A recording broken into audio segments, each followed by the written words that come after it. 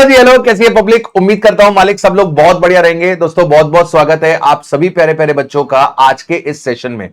और मालिक आज है हमारा day 2 of income tax case based MCQ का। आईसीएआई ने total 30 case based MCQs release करे हैं, जिसमें से फर्स्ट सेशन में हमने 6 केस सिनेरियोस कंप्लीट कर लिए थे। बहुत सारे बच्चे उस सिनेरियोस को देख चुके हैं।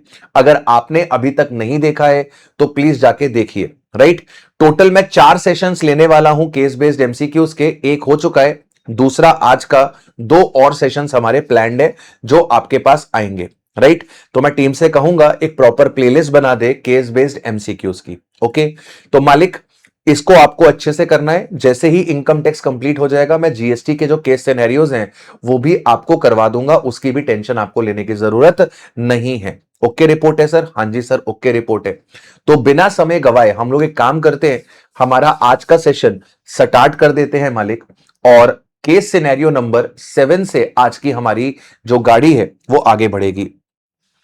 सिनेरियो को रीड करने से पहले एक काम करते हैं, जो जो क्वेश्चंस पूछे गए हैं उन क्वेश्चंस के बारे में बातचीत कर लेते हैं। सबसे पहला क्वेश्चन जो पूछा गया है वो ये पूछा गया है, while computing the total income of Ram, the income from residential and commercial unit let out during the previous year 25-26 will be taxed under head. मतलब कौन से हेड में आपकी टैक्सेबिलिटी आएगी रेसिडेंशियल यूनिट की और कमर्शियल यूनिट के लेट आउट की, वो पूछा है।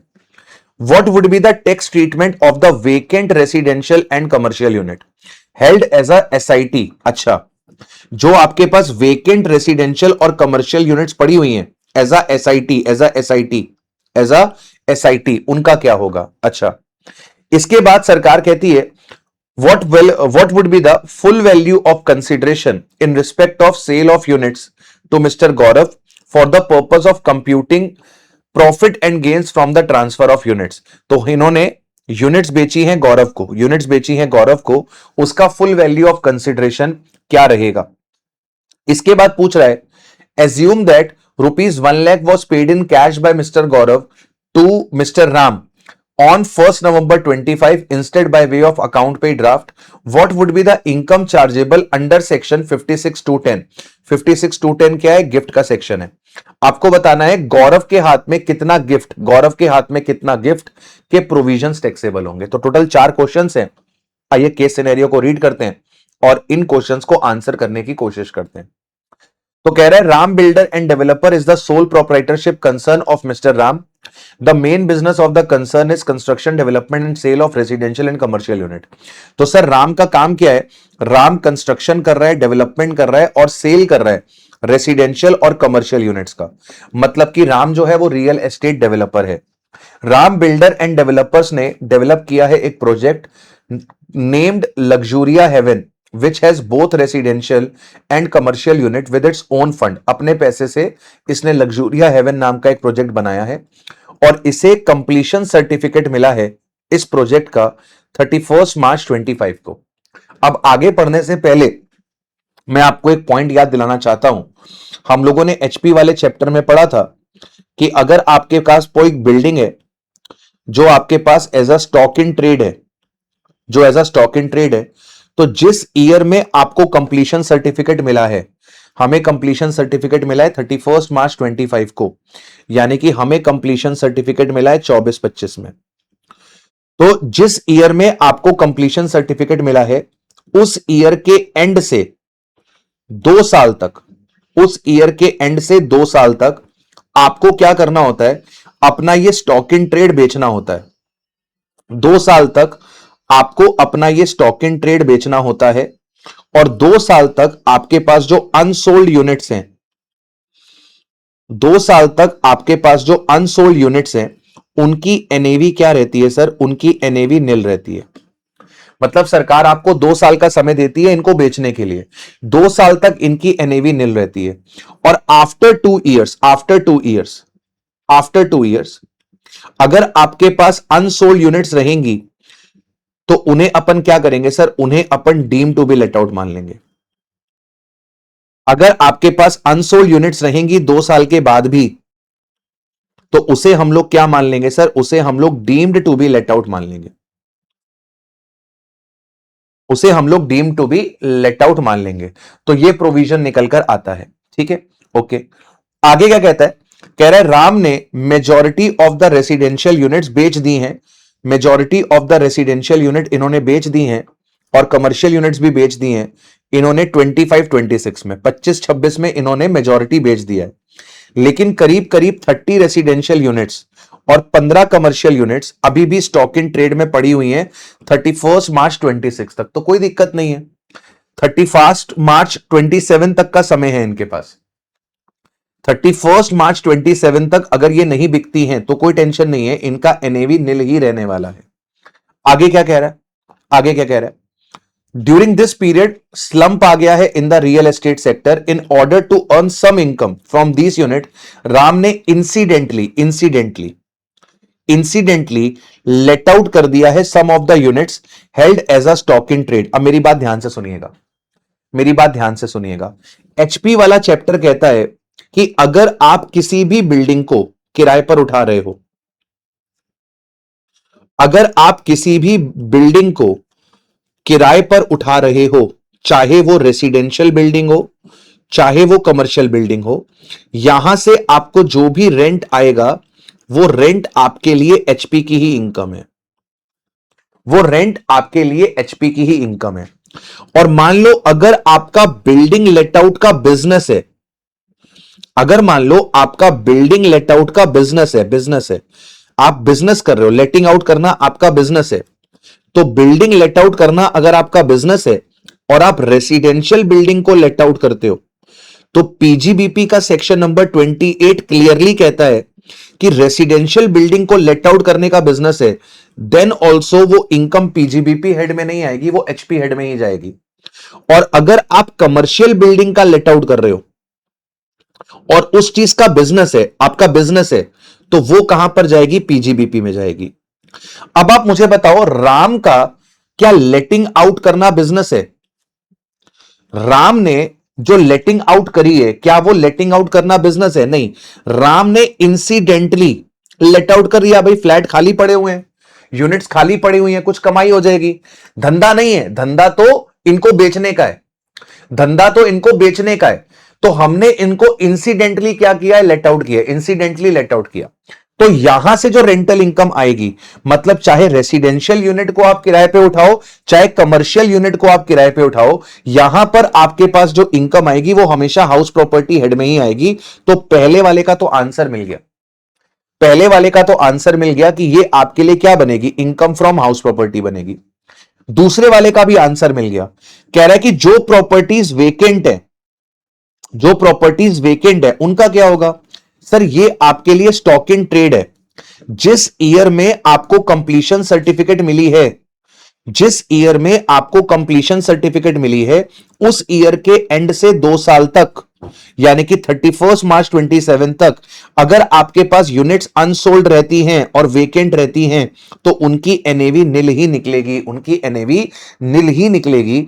तो यहां पर आपके पास आंसर जो निकल कर आएगा वो आई थिंक कौन सा आएगा? सर वो आंसर यहां पर आपके पास सी निकल कर आएगा। सी क्यों निकल कर आएगा? एक बार रीड कर लेते हैं, एक बार रीड कर लेते हैं। The annual value of both the vacant residential and commercial unit would be nil for the assessment year 26-27. Hence, no income is chargeable for such units under the head income from house property. Vacant unit held as a stock in trade can never be deemed as let out. ये तो गलत है, 31 मार्च 27 के बाद तो deem to be let out माना जाएगा। The vacant units, both residential and commercial, would deem to be let out and expected and would be deemed as an annual value. नहीं सर, 31 मार्च 27 तक, 31 मार्च 27 तक उनकी एनएवी नील ही आएगी। 31 मार्च 27 के बाद deem to be let out बनेंगे। The vacant residential unit would be deem to be let out, deem to be let out होगी नहीं, नहीं। तो आपका करेक्ट आंसर जो है वो सी, क्योंकि इनकी एनुअल वैल्यू को क्या माना जाएगा? नील माना जाएगा। एनएवी को ही एनुअल वैल्यू बोलते हैं, अगर आपको याद हो तो एनएवी को ही एनुअल वैल्यू बोलते हैं। ठीक है, आगे बोल रहा है कि आपने गौरव को यूनिट बेची है, गौरव को यूनिट बेची है, उसका फुल वैल्यू ऑफ कंसिडरेशन क्या होगा? तो बाबू याद करो, मैंने आपको एक सेक्शन पढ़ाया था, सेक्शन 43 सीए, सेक्शन 43 सीए। अगर आपके पास लैंड और बिल्डिंग हेल्ड होती है as a stock in trade, अगर आपके पास लैंड और बिल्डिंग हेल्ड होती है as a stock in trade, तो ऐसे केस में अगर आपका एसडीवी एक्सीड कर जाए 110% ऑफ सेल वैल्यू को, अगर ऐसा हो जाए तो बाबू आपके लिए full value of consideration PGBP में क्या बनेगा? एसडीवी बनेगा। और अगर एक्सीड ना करे तो आपके लिए फुल वैल्यू ऑफ कंसिडरेशन क्या बनेगा? आपकी सेल वैल्यू बनेगी। ठीक है, तो अब यहां पर क्या कह रहा है? यहां पर कह रहा है out of the residential units, हमने 5 रेसिडेंशियल यूनिट्स बेच दी अपने दोस्त को, जो कि खुद भी रियल एस्टेट के धंधे में है, गौरव भी रियल एस्टेट के धंधे में है। तो हमने गौरव को ये प्रॉपर्टीज बेच दी। कितने में बेची? 20 लाख में। मतलब हमारा जो सेल वैल्यू है, that sale value is 20 lakh. The stamp duty value on the date of sale was 23 lakh. 15 फरवरी 26 को बेचा, तो 15 फरवरी 26 को जो एसडीवी चल रही थी वो 23 लाख की चल रही थी। लेकिन हमारा जो एग्रीमेंट ऑफ सेल हुआ था वो नवंबर में हुआ था। नवंबर में एसडीवी 22 लाख की थी। और जब हमारा एग्रीमेंट ऑफ सेल हुआ था तो हमें 1 लाख रुपए अकाउंट पे ही ड्राफ्ट से मिल गया था। मतलब कि स्पेसिफाइड मोड से एडवांस मिल गया था। और अगर स्पेसिफाइड मोड से एडवांस मिल जाता है तो एसडीवी एग्रीमेंट के डेट की ले लेते हैं।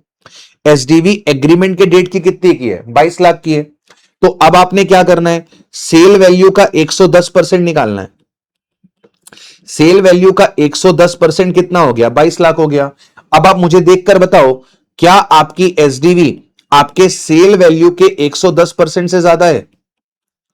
क्या आपकी एसडीवी आपके सेल वैल्यू के 110% से ज्यादा है? ना जी ना सर, बिल्कुल ज्यादा नहीं है। 110% भी 22 लाख है और एसडीवी भी 22 लाख है। मतलब एसडीवी 110% से ज्यादा नहीं है, 110% से ज्यादा नहीं है। तो जब एसडीवी 110% से ज्यादा नहीं है तो ऐसे केस में आपका फुल वैल्यू ऑफ कंसिडरेशन क्या बनेगा? सेल वैल्यू बनेगा, यानी कि 20 लाख। तो आपको थर्ड वाले का भी आंसर मिल जाएगा 20 lakh.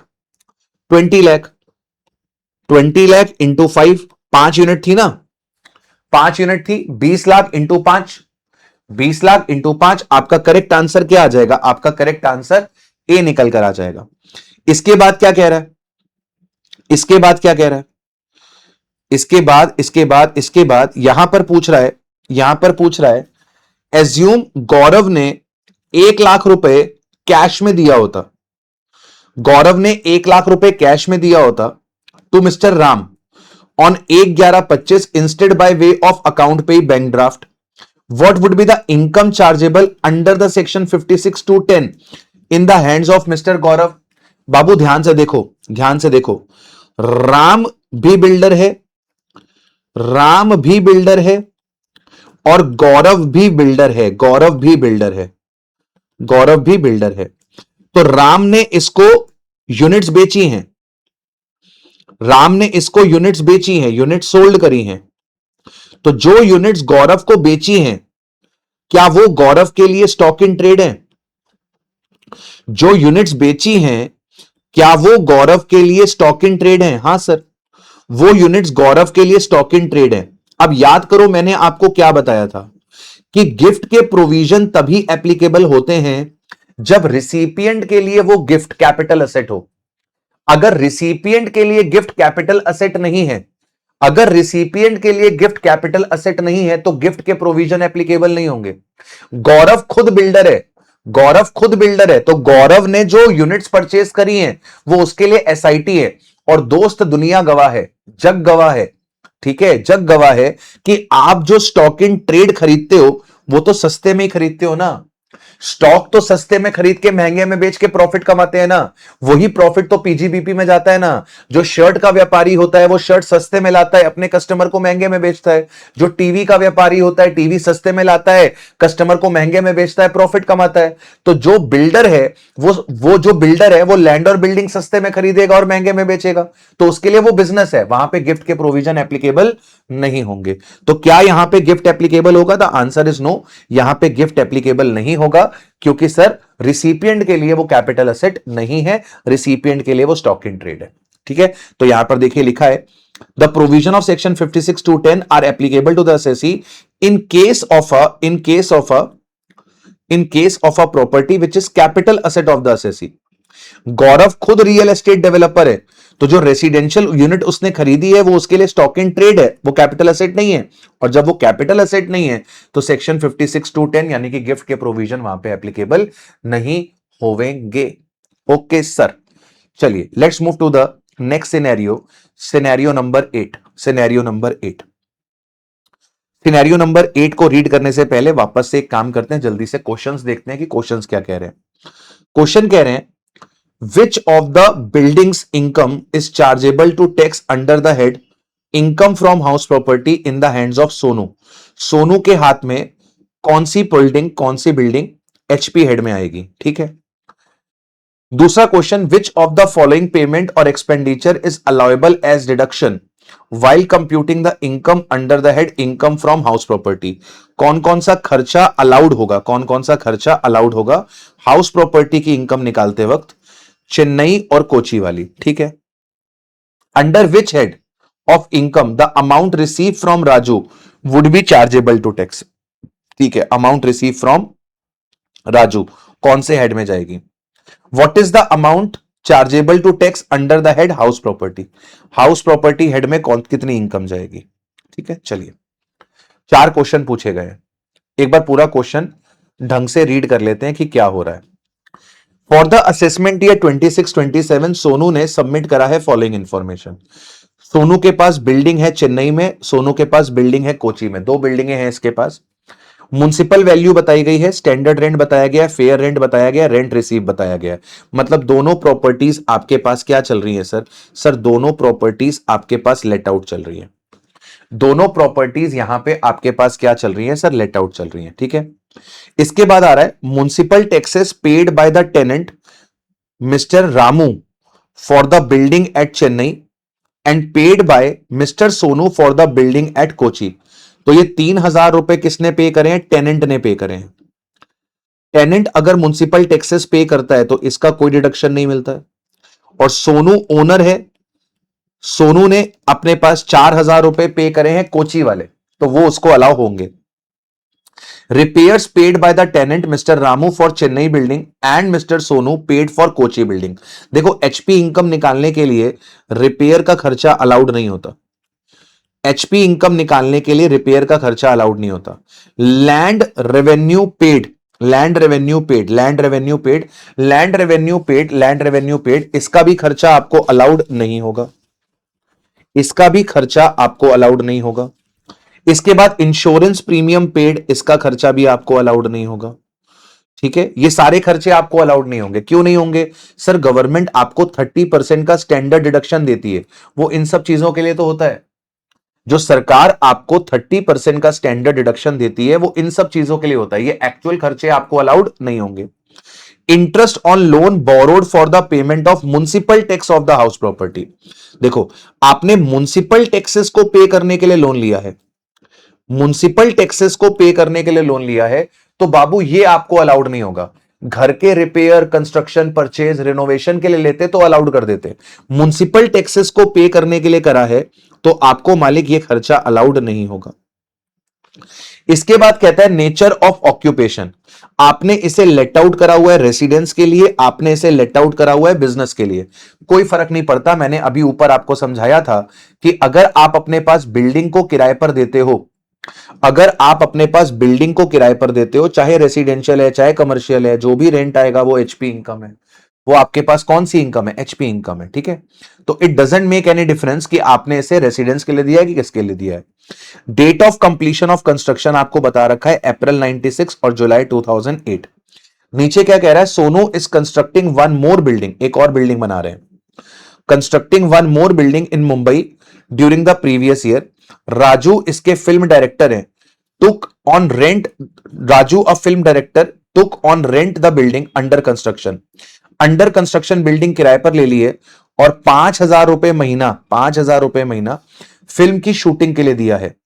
The construction of the said building would be completed by April 26। Sonu is the real estate developer, Sonu जो है वो रियल एस्टेट डेवलपर है और लेटिंग आउट करना उनका बिजनेस नहीं है। तो इसने यहां पे क्लियर कर दिया, यहां पे क्लियर कर दिया कि सोनू का बिजनेस नहीं है लेट आउट करना, तो रेंटल इनकम जो भी आएगी वो एचपी में जाएगी।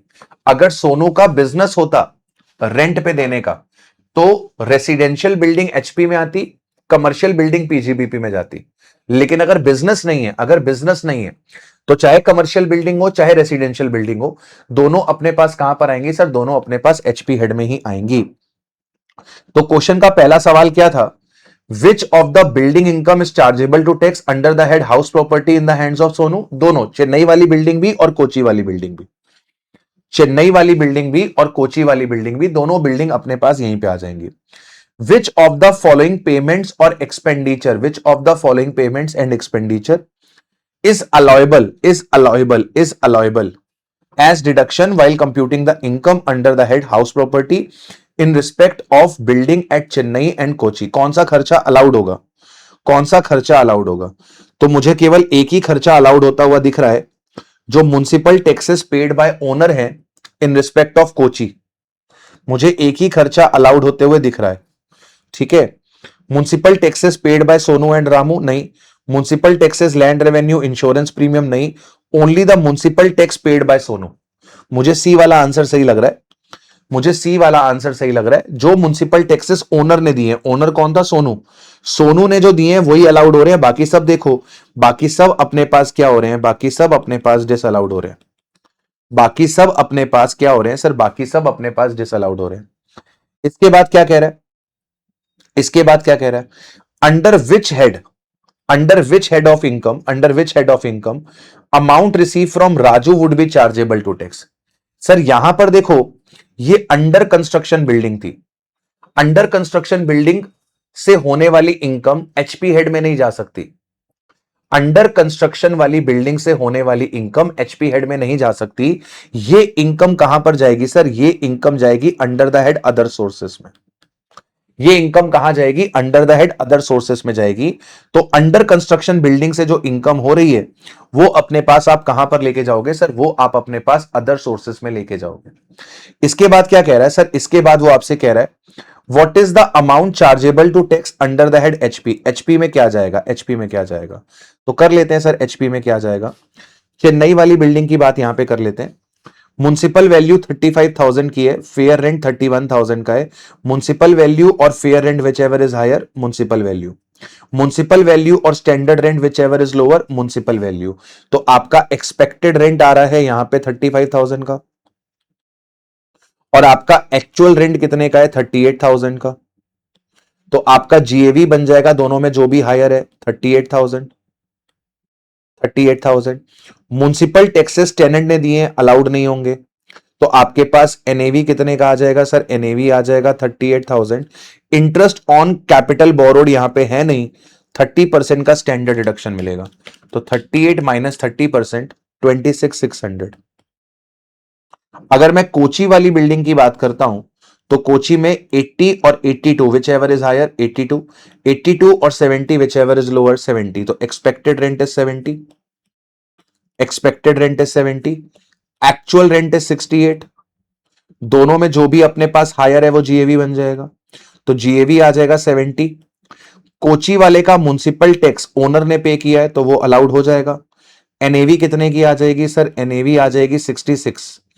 अगेन आपके पास कोई इंटरेस्ट ऑन कैपिटल बोरोड नहीं है, यहां पे 30% का स्टैंडर्ड डिडक्शन मिल जाएगा।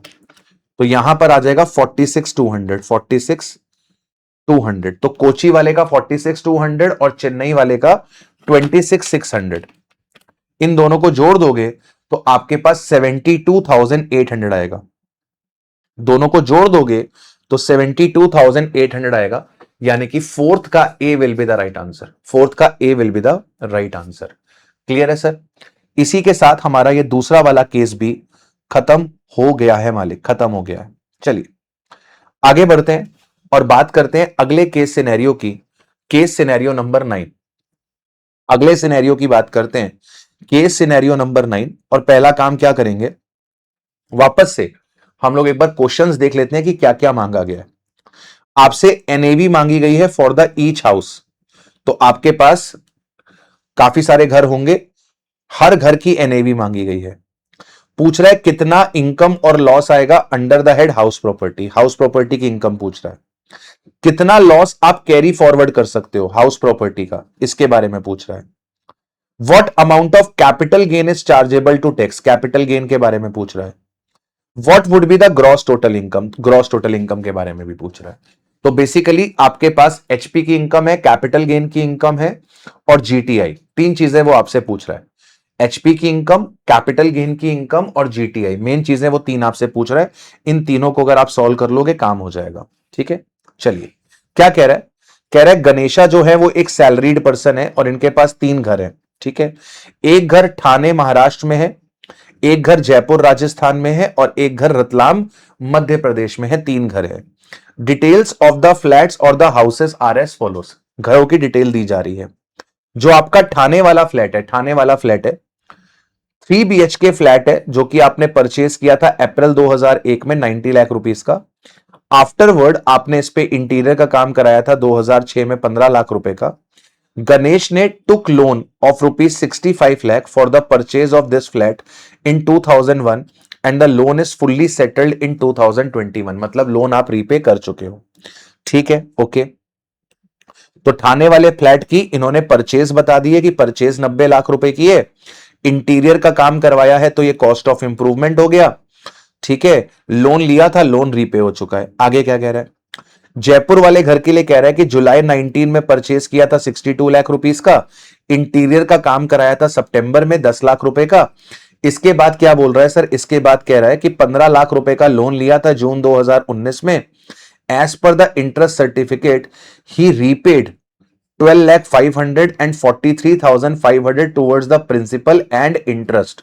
तो जयपुर वाले घर का इंटरेस्ट सर्टिफिकेट के हिसाब से 43,500 रुपीज का क्या आ रहा है, 43,500 रुपीज का इंटरेस्ट आ रहा है। रतलाम वाला घर इसने दिसंबर में परचेज किया था 70 लाख रुपीज में, जिसकी एसडीवी 65 लाख की थी। फॉर एक्वायरिंग द हाउस इसने 40 लाख का लोन लिया। लोन 1 अगस्त 21 को सैंक्शन हुआ। ये ईएमआई पे करता है 38,100 की। एज पर इंटरेस्ट सर्टिफिकेट इन्होंने 60,900 रुपीज प्रिंसिपल का और 396,300 रुपीज इंटरेस्ट के लिए पे किया है। ठीक है, तो मेरे पास ठाणे वाले घर का कोई इंटरेस्ट नहीं है, ठाणे वाले घर का कोई इंटरेस्ट नहीं है, जयपुर वाले घर का इंटरेस्ट है और रतलाम वाले घर का इंटरेस्ट है। ठीक है, आगे क्या कह रहा है। आगे कह रहा है municipal taxes, municipal value, fair rent और स्टैंडर्ड रेंट ठाणे वाले घर का, जयपुर वाले घर का और रतलाम वाले घर का दे रखा है। आगे क्या कह रहा है। Other details are as follows. He has sold Jaipur वाला house on 1 Jan 2026 for rupees 90 lakh and invested 15 lakh in RECL bond issued by the central government. तो घर बेचा मतलब लैंड और बिल्डिंग बेची। घर कब खरीदा था, 2019 में खरीदा था और 2026 में बेचा, मतलब कि 24 महीने से ज्यादा होल्ड किया है, तो लॉन्ग टर्म लैंड और बिल्डिंग बेची। अब सेक्शन 54 EC कहता है कि अगर आपने लॉन्ग टर्म लैंड और बिल्डिंग बेची है और उसका कैपिटल गेन आप एग्जेम्प्ट कराना चाहते हो तो आप RECL, NHAI, हुडको, PFCL, IRFCL, इरडा इनके बॉन्ड्स खरीद लो।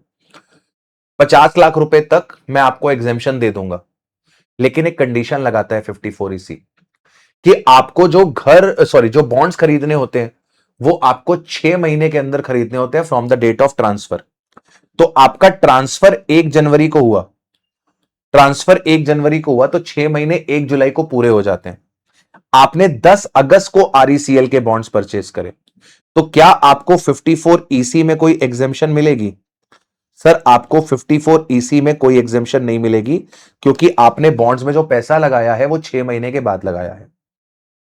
Ganesh is working in Windor exports private limited Mumbai and self occupied Thane flat. जो ठाणे वाला फ्लैट है वो सेल्फ ऑक्यूपाइड है। ठाणे वाला फ्लैट जो है वो सेल्फ ऑक्यूपाइड है। अब देखो, ठाणे वाला फ्लैट आपका सेल्फ ऑक्यूपाइड है और इस घर का कोई इंटरेस्ट भी नहीं है, तो ठाणे वाले घर का NAV इज निल, ठाणे वाले घर का standard deduction is nil, Thane वाले घर का interest on capital borrowed is nil, मतलब ठाणे वाले घर की इनकम फ्रॉम हाउस प्रॉपर्टी तो नील आएगी। आगे क्या कह रहा है? आगे कह रहा है he earned a salary of 20,50,350 for the previous year 25-26। कह रहा है कि इसने सैलरी अर्न करी, सैलरी अर्न करी, सैलरी अर्न करी, सैलरी कमाई, सैलरी कमाई। हम जितनी सैलरी कमाते हैं क्या पूरी सैलरी टैक्सेबल हो जाती है?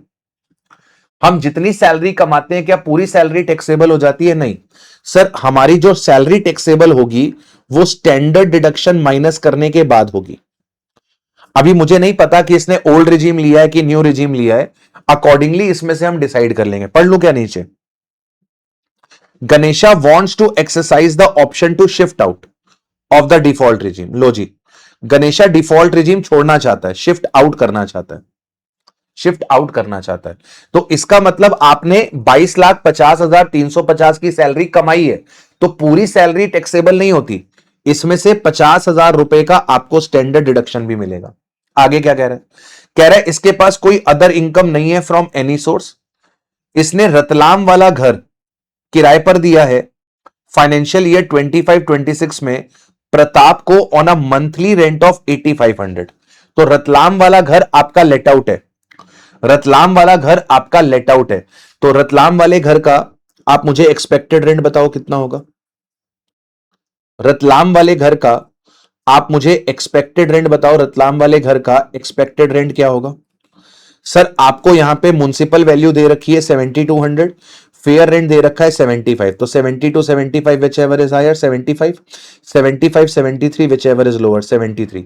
तो आपके पास 7,300 इंटू 12 87,600 का आपके पास एक्सपेक्टेड रेंट है।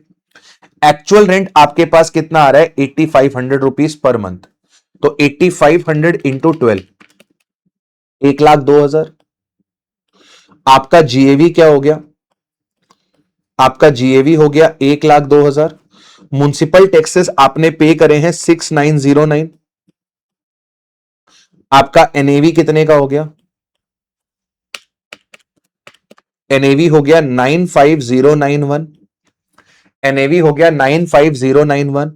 एनएवी में से 30% का स्टैंडर्ड डिडक्शन, और रतलाम वाले घर का इंटरेस्ट ऑन कैपिटल बोरोड था 396,300। 396,300 तो ये आ जाएगा -30% -396,300। तो ये आ रहा है 329,736। 329,736 ये लॉस आ रहा है रतलाम वाले घर का। आगे क्या कह रहा है? He has given Jaipur house on rent for the period April 25 to June 25 to Miss Madhura Mato on a monthly rent of 7,100, and the flat was vacant for the remaining period July to December। July to December. अब आपने जयपुर वाला घर ही बेचा है, जयपुर वाला घर ही आपने बेचा है, तो जयपुर वाला घर आपने 1 जनवरी को बेच दिया है, मतलब जयपुर वाला घर आपके पास दिसंबर तक था, मतलब जयपुर वाले घर की इनकम 9 महीने की ही निकलनी चाहिए। अब मेरी बात ध्यान से सुनना, मेरी बात ध्यान से सुनना। 6 महीने तो आपका घर वेकेंट पड़ा रहा, 6 महीने तो आपका घर वेकेंट पड़ा रहा। चलो मैं करके बता देता हूं, जयपुर वाले घर की मैं कैलकुलेशन आपको करके बताता हूं।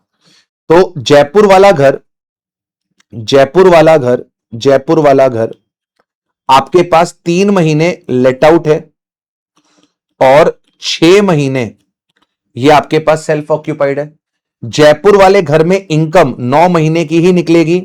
क्यों 9 महीने की निकलेगी? क्योंकि जनवरी से घर बेच दिया, जनवरी से आपने घर बेच दिया, 1 जनवरी को आपने घर बेच दिया, तो आप यहां पे जयपुर वाले घर का जो एक्सपेक्टेड रेंट निकालोगे वो आप 9 महीने का निकालोगे। कितना आएगा? 68 और 7 विच एवर इज हायर 7, 7 और 8 विच एवर इज लोअर 7। तो आपके पास जयपुर वाले घर का एक्सपेक्टेड रेंट 7,000 आएगा, और इसकी कैलकुलेशन 9 महीने के लिए करेंगे। 7,000 into 9, 7,000 into 9 that is 63,000।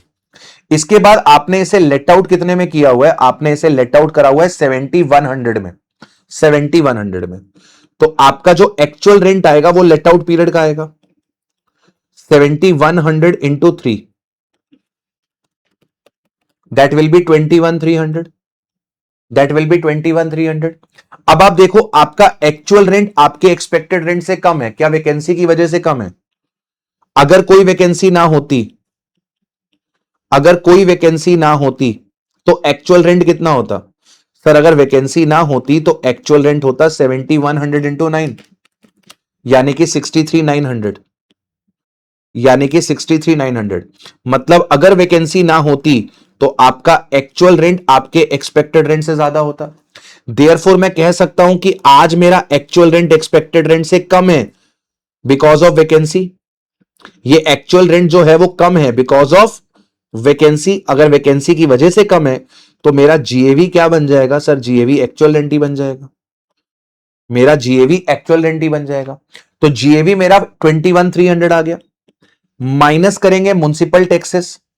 Jaipur वाले घर के म्युनिसिपल टैक्सेस हैं 8090, 8090, 8090। तो यहां पे 8090 के म्युनिसिपल टैक्सेस माइनस होंगे। तो 21,300 में से 8090 माइनस होगा, 13,210 आएगा। 13,210 में से 30% का स्टैंडर्ड डिडक्शन मिलेगा। और जयपुर वाले घर का भी इंटरेस्ट था, जयपुर वाले घर का भी इंटरेस्ट था 43,500 का, 43,500 का। तो आपके पास कितना आएगा? 13,210 माइनस 30% माइनस 43,500, यह आएगा 34,253,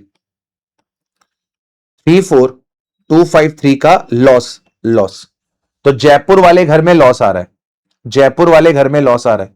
रतलाम वाले घर में भी लॉस आ रहा था, कॉपी कर लेता हूं, कॉपी। रतलाम वाले घर में लॉस आ रहा है और जयपुर वाले घर में भी लॉस आ रहा है। 34,253 का, 34,253 का लॉस आ रहा है। इसके बाद आपने जयपुर वाला घर बेचा है, तो जयपुर वाले घर को बेच के आपका लॉन्ग टर्म कैपिटल गेन निकलेगा। लॉन्ग टर्म कैपिटल गेन होगा full value of consideration minus cost of acquisition plus cost of improvement. ठीक है, तो फुल वैल्यू ऑफ कंसिडरेशन आपके पास 90 लाख की है। ट्रांसफर एक्सपेंसेस आपके पास क्वेश्चन में गिवन नहीं है। जयपुर वाला घर आपने 62 लाख का खरीदा था और 10 लाख रुपए का उस पे आपने इंटीरियर डेकोरेशन पर पैसा खर्च किया था, that was cost of improvement. तो 90 माइनस 72, 90 माइनस 72, 90 माइनस 72, आपके पास 18 लाख रुपए का लॉन्ग टर्म कैपिटल गेन आएगा। ठीक है, 18 लाख रुपए का लॉन्ग टर्म कैपिटल गेन आएगा।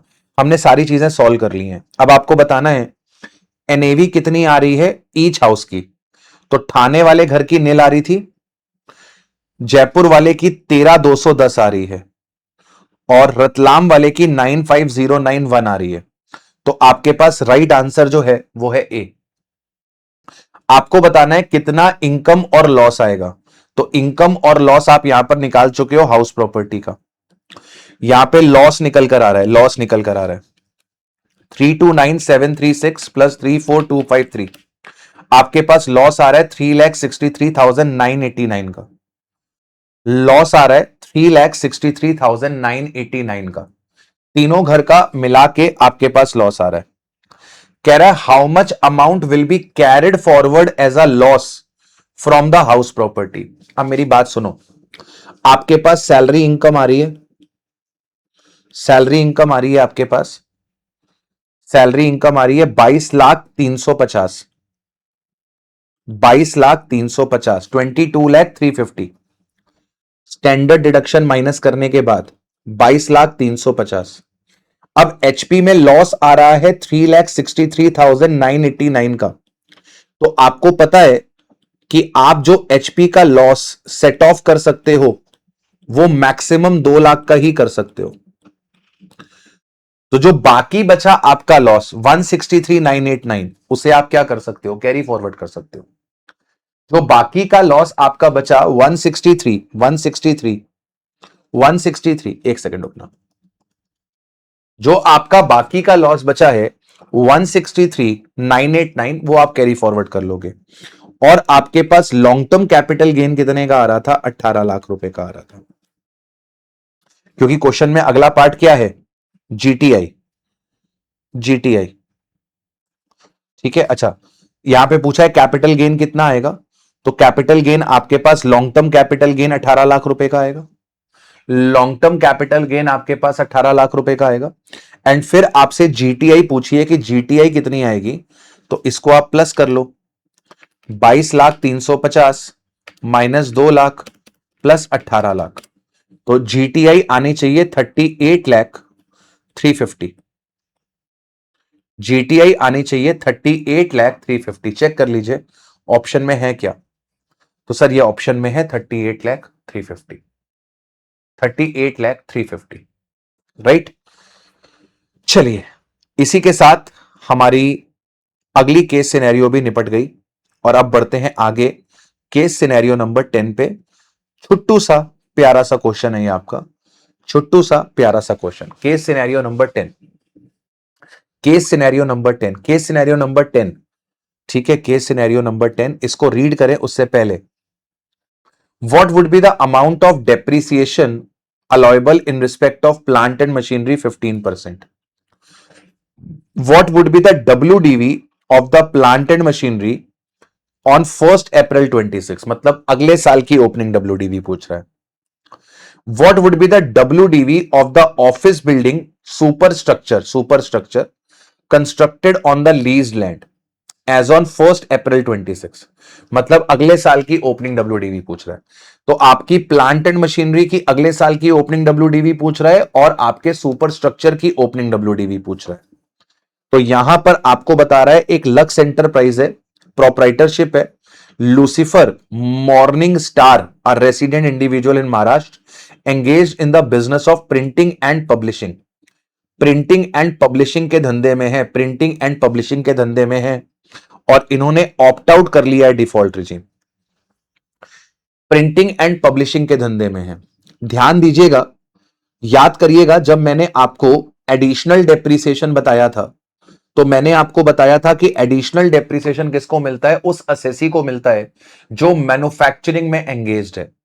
और मैंने एक नोट लिखवाया था कि प्रिंटिंग एंड पब्लिशिंग के धंधे को एडिशनल डेप्रिसिएशन एलिजिबल रहता है।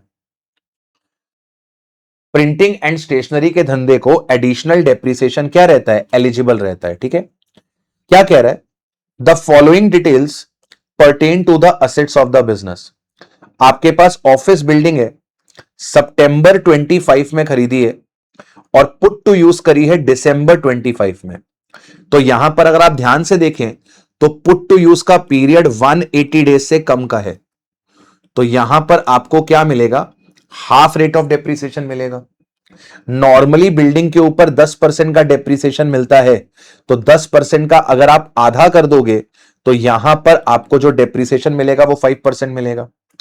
BMW कन्वर्टिबल कार, कार का आपसे डेप्रिसिएशन वगैरह कुछ नहीं पूछा, तो कार के डेटा को इग्नोर करो। Machinery used in the printing and stationery business, sorry printing and publishing process.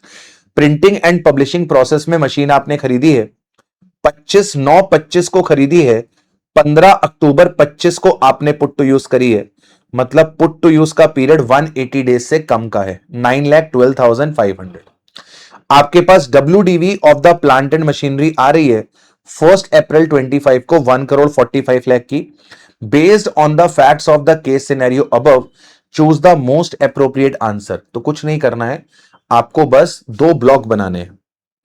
इस क्वेश्चन में आपको कुछ नहीं करना है, आपको 2 ब्लॉक बनाने हैं। एक आपको ब्लॉक बनाना है बिल्डिंग का, एक बनाना है ब्लॉक बिल्डिंग का ब्लॉक 10%, एक आपको ब्लॉक बनाना है प्लांट एंड मशीनरी का 15%, ठीक है। सबसे पहले आपको यहां पर क्या रिकॉर्ड करनी है, सबसे पहले आपको यहां पर रिकॉर्ड करनी है ओपनिंग WDV। सबसे पहले आपको यहां पे रिकॉर्ड करनी है ओपनिंग WDV। तो ओपनिंग WDV बिल्डिंग की तो नहीं दे रखी, बिल्डिंग की तो नहीं दे रखी, प्लांट एंड मशीनरी की ओपनिंग WDV दे रखी है 1,45,00,000 की, ठीक है। इसके बाद purchase and put to use for more than और इक्वल टू 180 डेज, ऐसा कोई नहीं है। Put to use for less than 180 days, building में भी लेस देन 180 डेज था, 1,85,00,000, और प्लांट एंड मशीनरी में भी था 9,12,500, और नॉट पुट टू यूज में भी कुछ नहीं है। इसके बाद सोल्ड और डिस्कार्डेड उसमें भी कोई डेटा नहीं है। तो आपके पास WDV बिफोर डेप्रिसिएशन कितने की आ गई? WDV बिफोर डेप्रिसिएशन कितने की आ गई? यहां पे आ गई 1,85,00,000 की, यहां पर आ गई 1,54,12,500 की। अब बात करते हैं डेप्रिसिएशन की। सर यहां पर इस 1,85,00,000 पे आपको हाफ डेप्रिसिएशन मिलेगा। इधर आपको क्या मिलेगा सर? इधर आपको हाफ डेप्रिसिएशन मिलेगा। इधर आपको हाफ डेप्रिसिएशन मिलेगा। 1,85,00,000 का हाफ मतलब 5%। तो यहां पे आपको डेप्रिसिएशन मिलेगा 925। 1,85,00,000 का 10% का 50%, 10% का 50%, 10% का 50%, तो ये फिगर आ रही है 9,25,000, 925। ठीक है। अब अगर मैं बात करता हूं ब्लॉक प्लांटेड मशीनरी की, तो ब्लॉक प्लांटेड मशीनरी में इस पे फुल मिलेगा, इस पे हाफ मिलेगा। तो आपके पास 1,45,00,000 पे 15% पूरा आ जाएगा, और 9,12,500 पे 7.5% आ जाएगा। यहां पे 7.5% आ जाएगा। तो 1,45,00,000 पे 15%, 2175। इस पे आ गया 2175, 2175, 2175, और 9,12,500 पे 7.5%, ये आएगा 684, सॉरी 68,437.5, 68,437.5, 68, 68, 68, 68, 68,437.5। ठीक है, 68,437.5, ये तो नॉर्मल डेप आया। प्लांट एंड मशीनरी पे आपको एडिशनल डेप भी मिलेगा। बिल्डिंग पे तो नहीं मिलेगा, लेकिन यहां मिलेगा। अगर आपने 180 डेज से कम पुट टू यूज किया होता है तो एडिशनल डेप 10% मिलता है। एडिशनल डेप 10% मिलता है। तो यहां पे 91,250 आ जाएगा, 91,250। तो अब अगर आप मुझसे टोटल डेप पूछोगे तो टोटल डेप कितने का हो जाएगा? आप मुझसे टोटल डेप पूछोगे तो टोटल डेप कितने का हो जाएगा? सर यहां पे टोटल डेप आएगा 925, और यहां पे टोटल डेप आएगा this plus this plus this, 2175, 68438 plus 91250, यहां आएगा 23,34,688। अब क्या करना है सर? अब कुछ नहीं करना, WDV में से डेप्रिसिएशन को माइनस कर दो, आपके पास अगले साल की ओपनिंग WDV आ जाएगी। अगले साल की ओपनिंग WDV आ जाएगी। ओपनिंग WDV 1/4/26 की क्या कर दो? पिछले साल की WDV में से डेप्रिसिएशन को माइनस कर दो। तो 1,85,00,000 में से 925 माइनस करोगे, 1,75,75,000, और यहां पर माइनस करोगे 1,54,12,500 माइनस 23,34,688, 1,30,77,812। ठीक है, चेक कर लेते हैं आंसर मैच कर रहा है कि नहीं कर रहा है। सबसे पहले उसने पूछा है कि what would be the depreciation allowable on the plant and machinery. तो प्लांट एंड मशीनरी पे डेप्रिसिएशन आ रहा है 23,34,688, 23,34,688, तो आपका बी वाला आंसर होगा। आपका बी वाला आंसर होगा। 23,34,688 आपका बी वाला आंसर होगा। Everyone, everyone. इसके बाद वो आपसे क्या पूछ रहा है, what would be the WDV of the plant and machinery. Plant and machinery की WDV क्या होगी सर? प्लांट एंड मशीनरी की WDV होगी 1,30,77,812।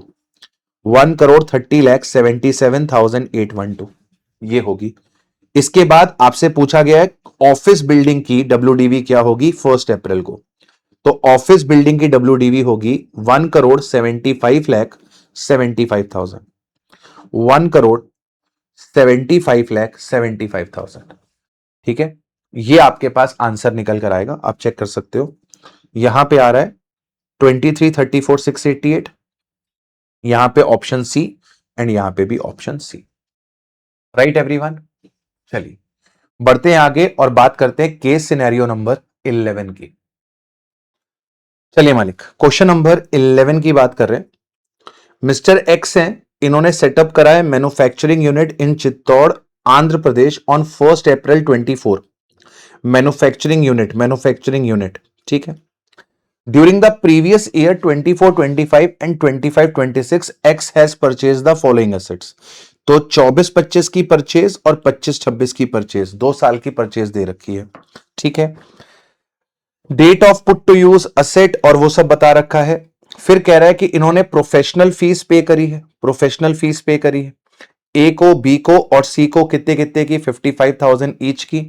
कब पे करी है? 10 सितंबर को पे करी है, किसी लीगल मैटर को लेकर करी है। Net profit computed in accordance with chapter 4D computation of business income. Chapter 4D is basically a PGBP। The net profit computed in accordance with the chapter 4D computation of business income of the income tax act 1961 for the previous year 25-26 is 10.2 crore. तो 25-26 का इनका जो business income है, जो net profit है, वो 10.2 CR का है। इन्होंने ऑप्ट आउट कर लिया है डिफॉल्ट रिजीम से, आपको आंसर्स बताने हैं। तो छोटा सा केस है, क्या क्या पूछा है? ये पूछा है what would be the amount of depreciation in respect of plant and machinery y would be allowed as deduction while computing the income under the head PGBP for the previous year 25-26। तो machine y का depreciation पूछा है, machine y का depreciation पूछा है 25-26 का। Compute the total amount of depreciation, total depreciation कितना आएगा फॉर द प्रीवियस ईयर 25-26, ठीक है। X wanted to know from you whether the tax is required to be deducted on the professional fees paid to Mr. ABC respectively. If it has tax to be deducted, then what would be the rate and the amount of tax to be deducted? ठीक है, तो आपको बताना है कितना आपको TDS यहां पर काटना है। ओके, तो मेन चीज जो इसके अंदर है वो है आपका डेप्रिसिएशन। मेन चीज जो है यहां पे वो है इसका डेप्रिसिएशन। तो अपन एक काम करते हैं सर, अपन अपना एक ब्लॉग बनाते हैं, ब्लॉग बनाते हैं और ब्लॉग बनाकर काम करते हैं, ठीक है। ब्लॉक बनाते हैं और ब्लॉक बनाकर हम लोग यहां पर क्या करते हैं राजा, ब्लॉक बनाकर हम लोग यहां पे काम करते हैं, ठीक है। तो मैं यहां पर आ जाता हूं, मेरे पास 2 ब्लॉक बनेंगे। मेरे पास प्लांट एंड मशीनरी का ब्लॉक है, प्लांट एंड मशीनरी का ब्लॉक है और ऑफिस फर्नीचर का ब्लॉक है, ठीक है। मेरे पास 2 ब्लॉक हैं, ठीक है। ब्लॉक प्लांट एंड मशीनरी है, ब्लॉक प्लांट एंड मशीनरी है एंड ब्लॉक फर्नीचर का है, ठीक है। मैंने धंधा 24-25 में स्टार्ट किया था, मैंने धंधा 24-25 में स्टार्ट किया था, 24-25 में। अगर आप इसको ढंग से रीड करोगे तो इसमें कुछ असेट्स 24-25 में पुट टू यूज हुई हैं, कुछ असेट्स जो हैं वो 24-25 में पुट टू यूज हुई हैं, ठीक है। और कुछ असेट्स हैं वो 25-26 में पुट टू यूज हुई हैं, कुछ असेट्स हैं वो 25-26 में पुट टू यूज हुई हैं। तो उसने आपसे 2 चीजें पूछी हैं, एक तो मशीन वाई का डेप्रिसिएशन पूछा है और फिर उसने टोटल डेप्रिसिएशन भी पूछा है। तो एक काम करते हैं ना, टोटल डेप्रिसिएशन निकालते हैं 25-26 का। जब 25-26 का टोटल डेप्रिसिएशन निकालेंगे तो वाई का डेप्रिसिएशन अपने आप आ जाएगा, ठीक है। चलिए, वाई का डेप्रिसिएशन अपने आप निकलकर आ जाएगा, वाई का डेप्रिसिएशन अपने आप निकलकर आ जाएगा। तो let's start, let's start. Let's start. ठीक है, तो मैं यहां पे स्टार्ट कर रहा हूं। ओपनिंग WDV एज ऑन 1/4/24,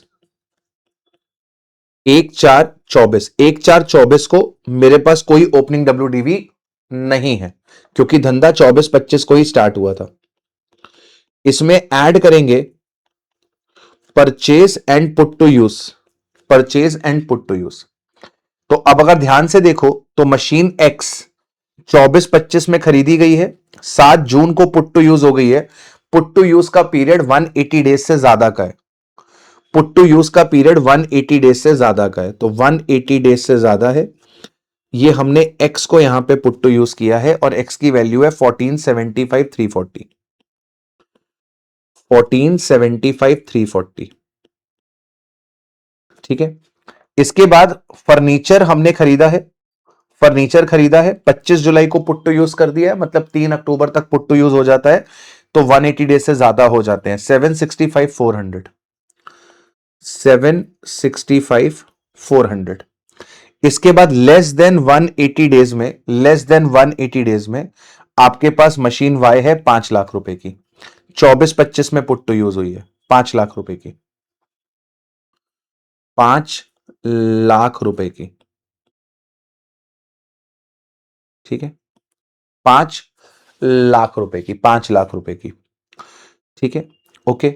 इसके बाद आपने सोल्ड और डिस्कार्ड कुछ किया नहीं है, सोल्ड और डिस्कार्ड कुछ किया नहीं है, तो ये आपके पास WDV आएगी बिफोर डेप्रीसिएशन, ये आपके पास WDV आएगी before depreciation, before depreciation, before depreciation. कौन सी डेट की आ रही है? 24-25 के लास्ट की आ रही है, मतलब 31 मार्च 25 की आ रही है, 31 मार्च 25 की आ रही है। प्लीज जरा ध्यान से समझिएगा। 1975,340, 1975,340 एंड 765,400, 765,400। अब क्या होगा सर? अब डेप्रीसिएशन लगेगा, डेप्रीसिएशन लगेगा, डेप्रीसिएशन लगेगा। इसमें नॉर्मल डेप भी लगेगा, एडिशनल डेप भी लगेगा, इसमें नॉर्मल डेप भी लगेगा, एडिशनल डेप भी लगेगा।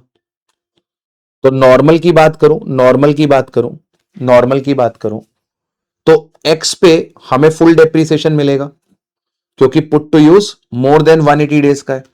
तो 1475,340 पे 15% का डेप, 15% का डेप 221,301, 221,301,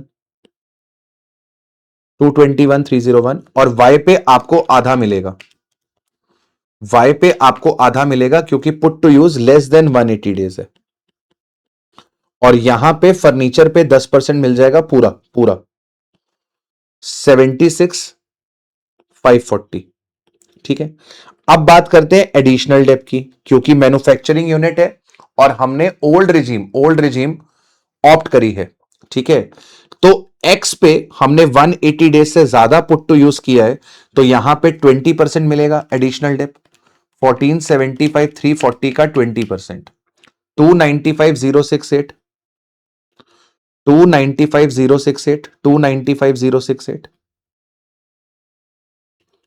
295,068। और इस पे आपको हाफ मिलेगा क्योंकि 180 डेज से कम यूज हुआ है, तो यहां पे आएगा आपके पास 50,000। ये एक्स का है, ये वाई का है, ये एक्स का है, ये वाई का है। ठीक है, ये अब आपके पास क्या निकल कर आएगी?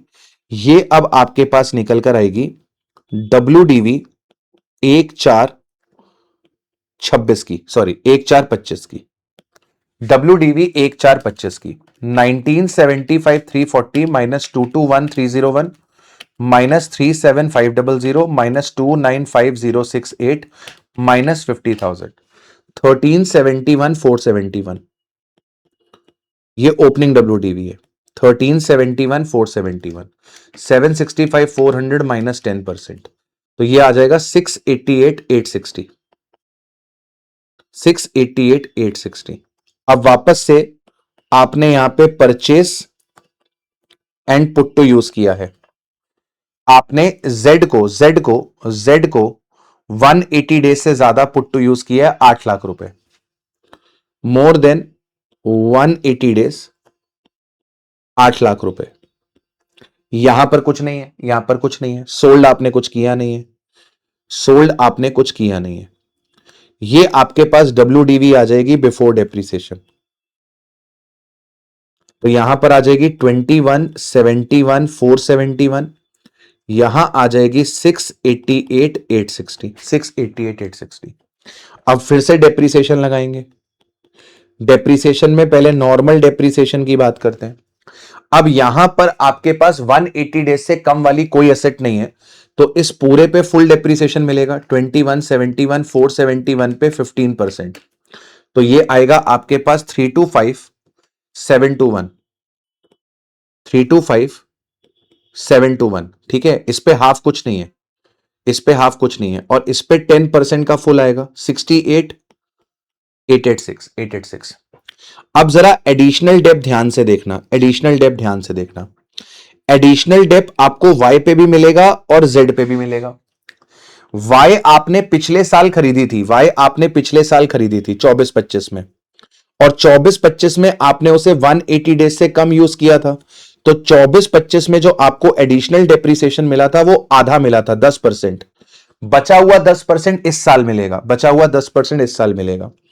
तो वाई पे आपको 50,000 का मिलेगा, वाई पे आपको 50,000 का मिलेगा। और क्या होगा सर, और क्या होगा? जेड आपने 8 लाख की खरीदी है, इस पे आपको पूरा मिल जाएगा 160, जेड पे आपको मिल जाएगा 160। अब क्वेश्चन ने मांगा क्या था? एक तो क्वेश्चन ने आपसे यह मांगा है कि वाई पे 25-26 पे 25-26 पे वाई पे 25-26 पे आपको एडिशनल डेप कितना मिलेगा? सिर्फ वाई पे, सिर्फ वाई पे। वाई आपने कितने की खरीदी थी? वाई आपने 24-25 में आपने वाई खरीदी थी 5 लाख रुपए की। तो 24-25 में इस पे जो डेप्रीसिएशन मिला था वो आधा आधा मिला था, क्योंकि 180 डेज से कम था। तो 7.5% का नॉर्मल डेप मिला था, 10% का एडिशनल डेप मिला था आपको। तो यहां पर आपको 17.5% का डेप्रीसिएशन मिला था। तो आपके पास 5 लाख में से 17.5 चला जाएगा, आपके पास बचेगा 4,12,500। अब मेरी बात ध्यान से सुनना, 25-26 में आपको इस 4,12,500 पे 25-26 में आपको इस 4,12,500 पे नॉर्मल डेप मिलेगा एट द रेट ऑफ 15%। 15% इसका निकालोगे तो कितना आएगा? 61,875 प्लस आपको पुराना वाला एडिशनल डेप मिलेगा 50,000 का, यानी कि आपका जो इस साल वाई पे डेप्रीसिएशन आएगा, वाई पे डेप्रीसिएशन 1,18,000 सॉरी 1,11,875, 1,11,875 आएगा। सर ये मैंने क्या किया, ये मैंने क्या किया आपको नहीं समझाना। इस वाले पार्ट में केवल वाई का डेप्रीसिएशन पूछ रहा है, केवल वाई का, केवल वाई का, पूरे का नहीं पूछ रहा, केवल वाई का पूछ रहा है। तो वाई मेरे पास कब आई थी? वाई मेरे पास 24-25 में आई थी। 24-25 में मैंने इसे यूज किया था लेस देन 180 डेज के लिए, तो मुझे नॉर्मल वाला डेप्रीसिएशन भी आधा मिला होगा और एडिशनल वाला भी आधा मिला होगा, तो मेरे को 17.5% का डेप मिला होगा।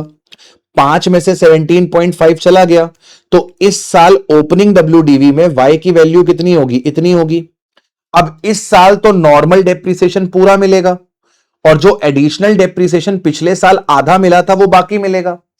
एडिशनल डेप्रीसिएशन हमेशा कॉस्ट पे मिलता है, एडिशनल डेप्रीसिएशन हमेशा कॉस्ट पे मिलता है, तो वो 10% इस पे मत निकालना, 10% इस पे मत निकालना।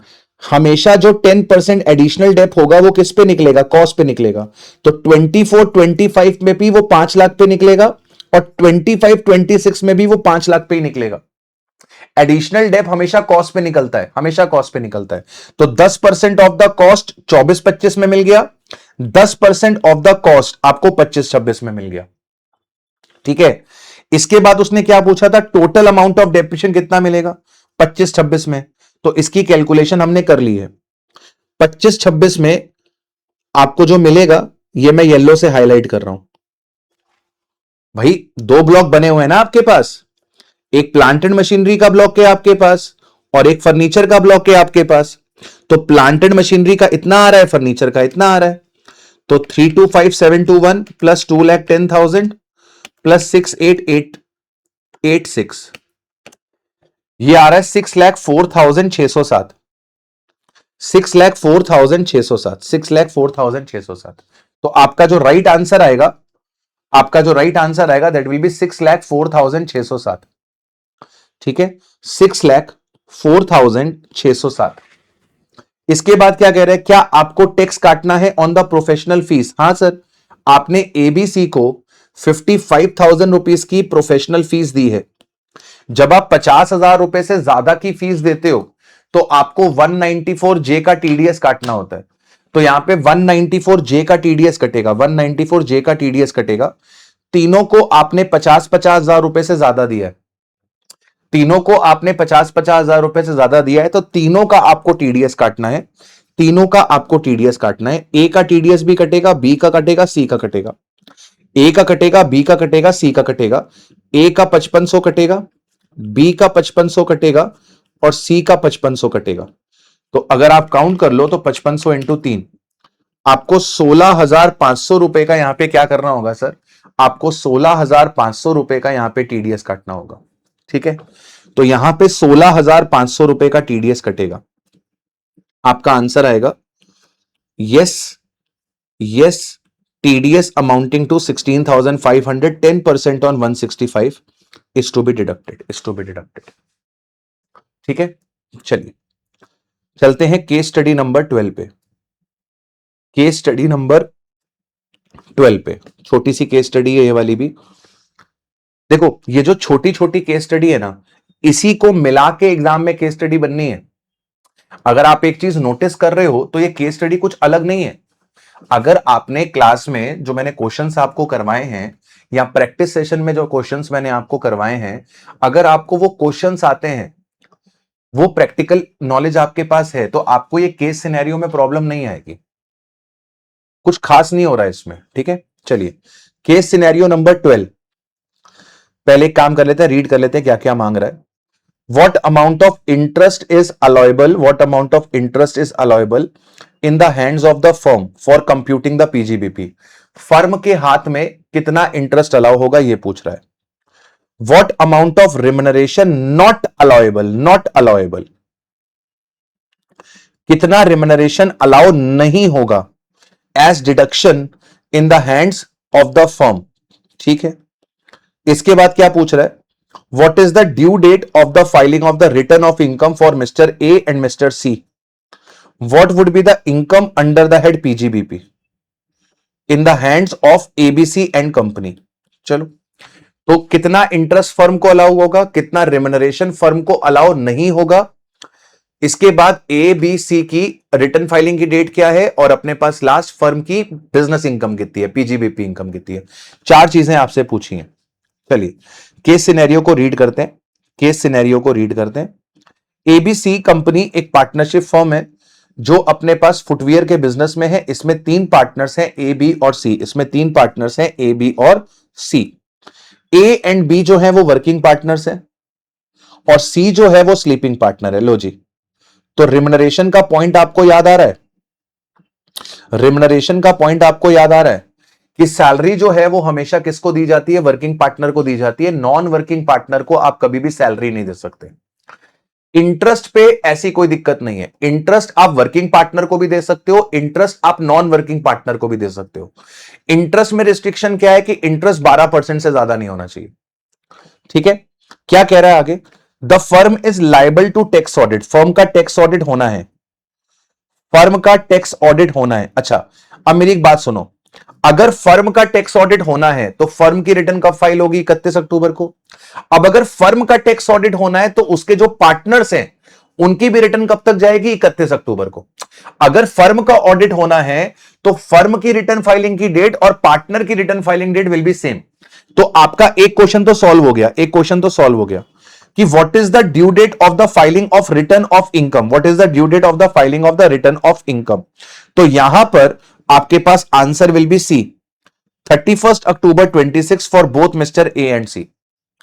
भाई अगर फर्म का ऑडिट होना है तो फर्म की रिटर्न 31 अक्टूबर तक जाएगी, तो पार्टनर की रिटर्न भी 31 अक्टूबर तक ही जाएगी। आगे क्या कह रहा है, फॉलोइंग पेमेंट्स वर ऑथराइज। अच्छा, इनका बुक प्रॉफिट निकाल के दिया हुआ है। Book profit is 11,50,000। मैं आपको याद कराना चाहूंगा कि बुक प्रॉफिट का मतलब क्या होता है। बुक प्रॉफिट का मतलब क्या होता है, मैं आपको याद कराना चाहूंगा। सर, बुक प्रॉफिट का मतलब होता है it is a PGBP income only. This is the PGBP income only. This is the PGBP income before remuneration to partner, before remuneration to partner and brought forward losses, and before adjusting brought forward losses, before adjusting brought forward losses। तो ये आपके पास जो book profit है, this is nothing but a PGBP income. This is the PGBP income before remuneration to the partner, before remuneration to the partner and before adjusting the brought forward losses. Brought forward losses अभी minus नहीं हुए। जो book profit होता है, book profit में से brought forward losses जो होते हैं वो माइनस नहीं हुए होते हैं। ठीक है, तो बुक प्रॉफिट कितना दे रखा है सर, बुक प्रॉफिट दे रखा है 11,50,000। तो एक उसने पूछा था रिमनरेशन कितनी अलाउड होगी। तो अगर आपको याद हो कि अगर मान लो मेरा बुक प्रॉफिट 11,50,000 है, मेरा बीपी अगर 11,50,000 का है,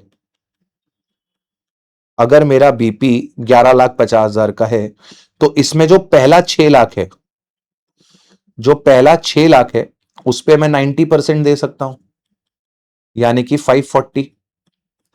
और जो मेरा बैलेंस बच रहा है उस बैलेंस का मैं कितना दे सकता हूं, 60%। तो 11,50 में से 6 लाख चला जाएगा तो 5,50, 5,50 का 60, 330। मतलब मैं रिम्यूनरेशन कितनी दे सकता हूं, मैं रिम्यूनरेशन 870 की दे सकता हूं।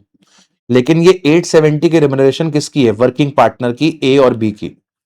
सी तो स्लीपिंग पार्टनर है, स्लीपिंग पार्टनर को नहीं दे सकते। तो आपने ए और बी को 32,000 रुपीज पर मंथ की रिम्यूनरेशन दी है। तो 32,000 इंटू 2 इंटू 12, एक पार्टनर को 32 दिया है, तो दोनों पार्टनर को मिला के आपने कितना दिया है, 768 दिया है। तो वर्किंग पार्टनर को 768 दिया है। वर्किंग पार्टनर का अलाउड कितना है, 870 अलाउड है।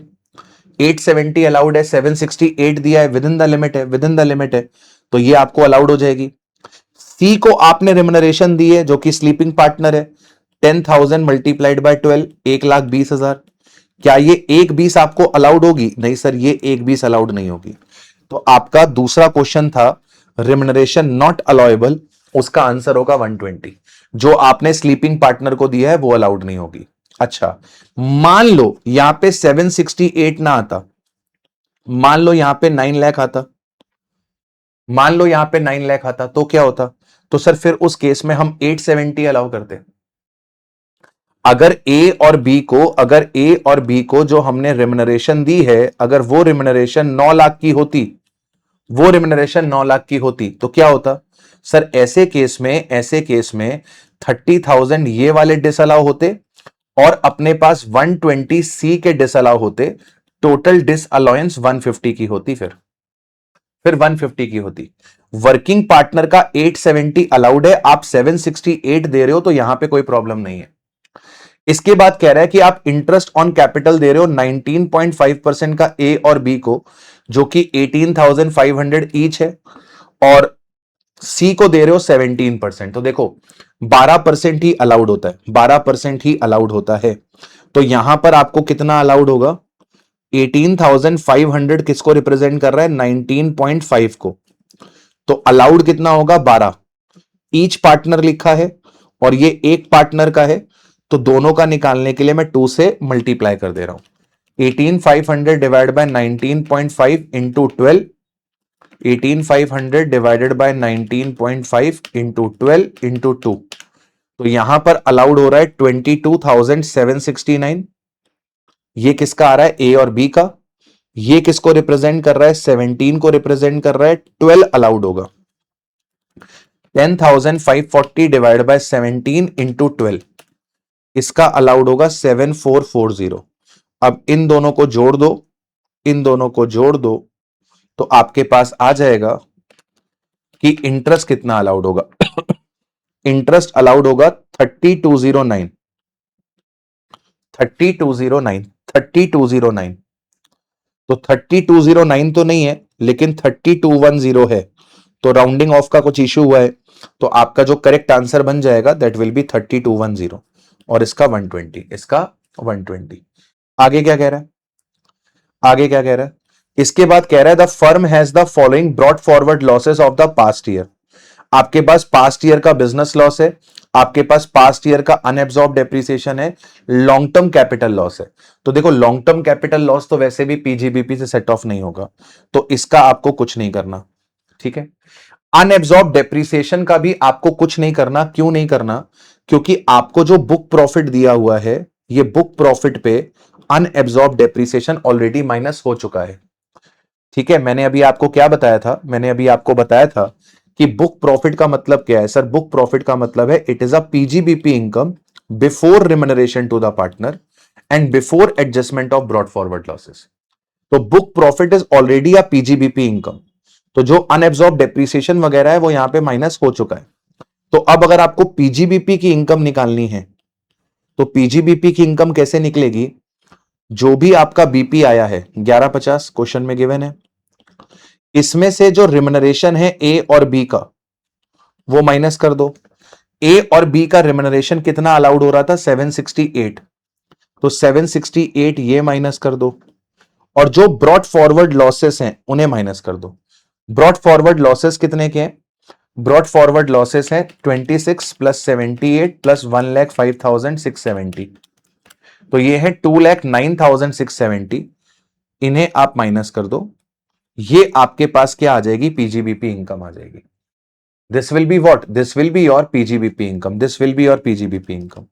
तो 1150 माइनस 768 माइनस 209,670, आपके पास 172,330 आ जाएगा, 172,330, ये आपकी फाइनल पीजीबीपी इनकम आएगी। 172,330 ये आपकी फाइनल पीजीबीपी इनकम निकलकर आ जाएगी।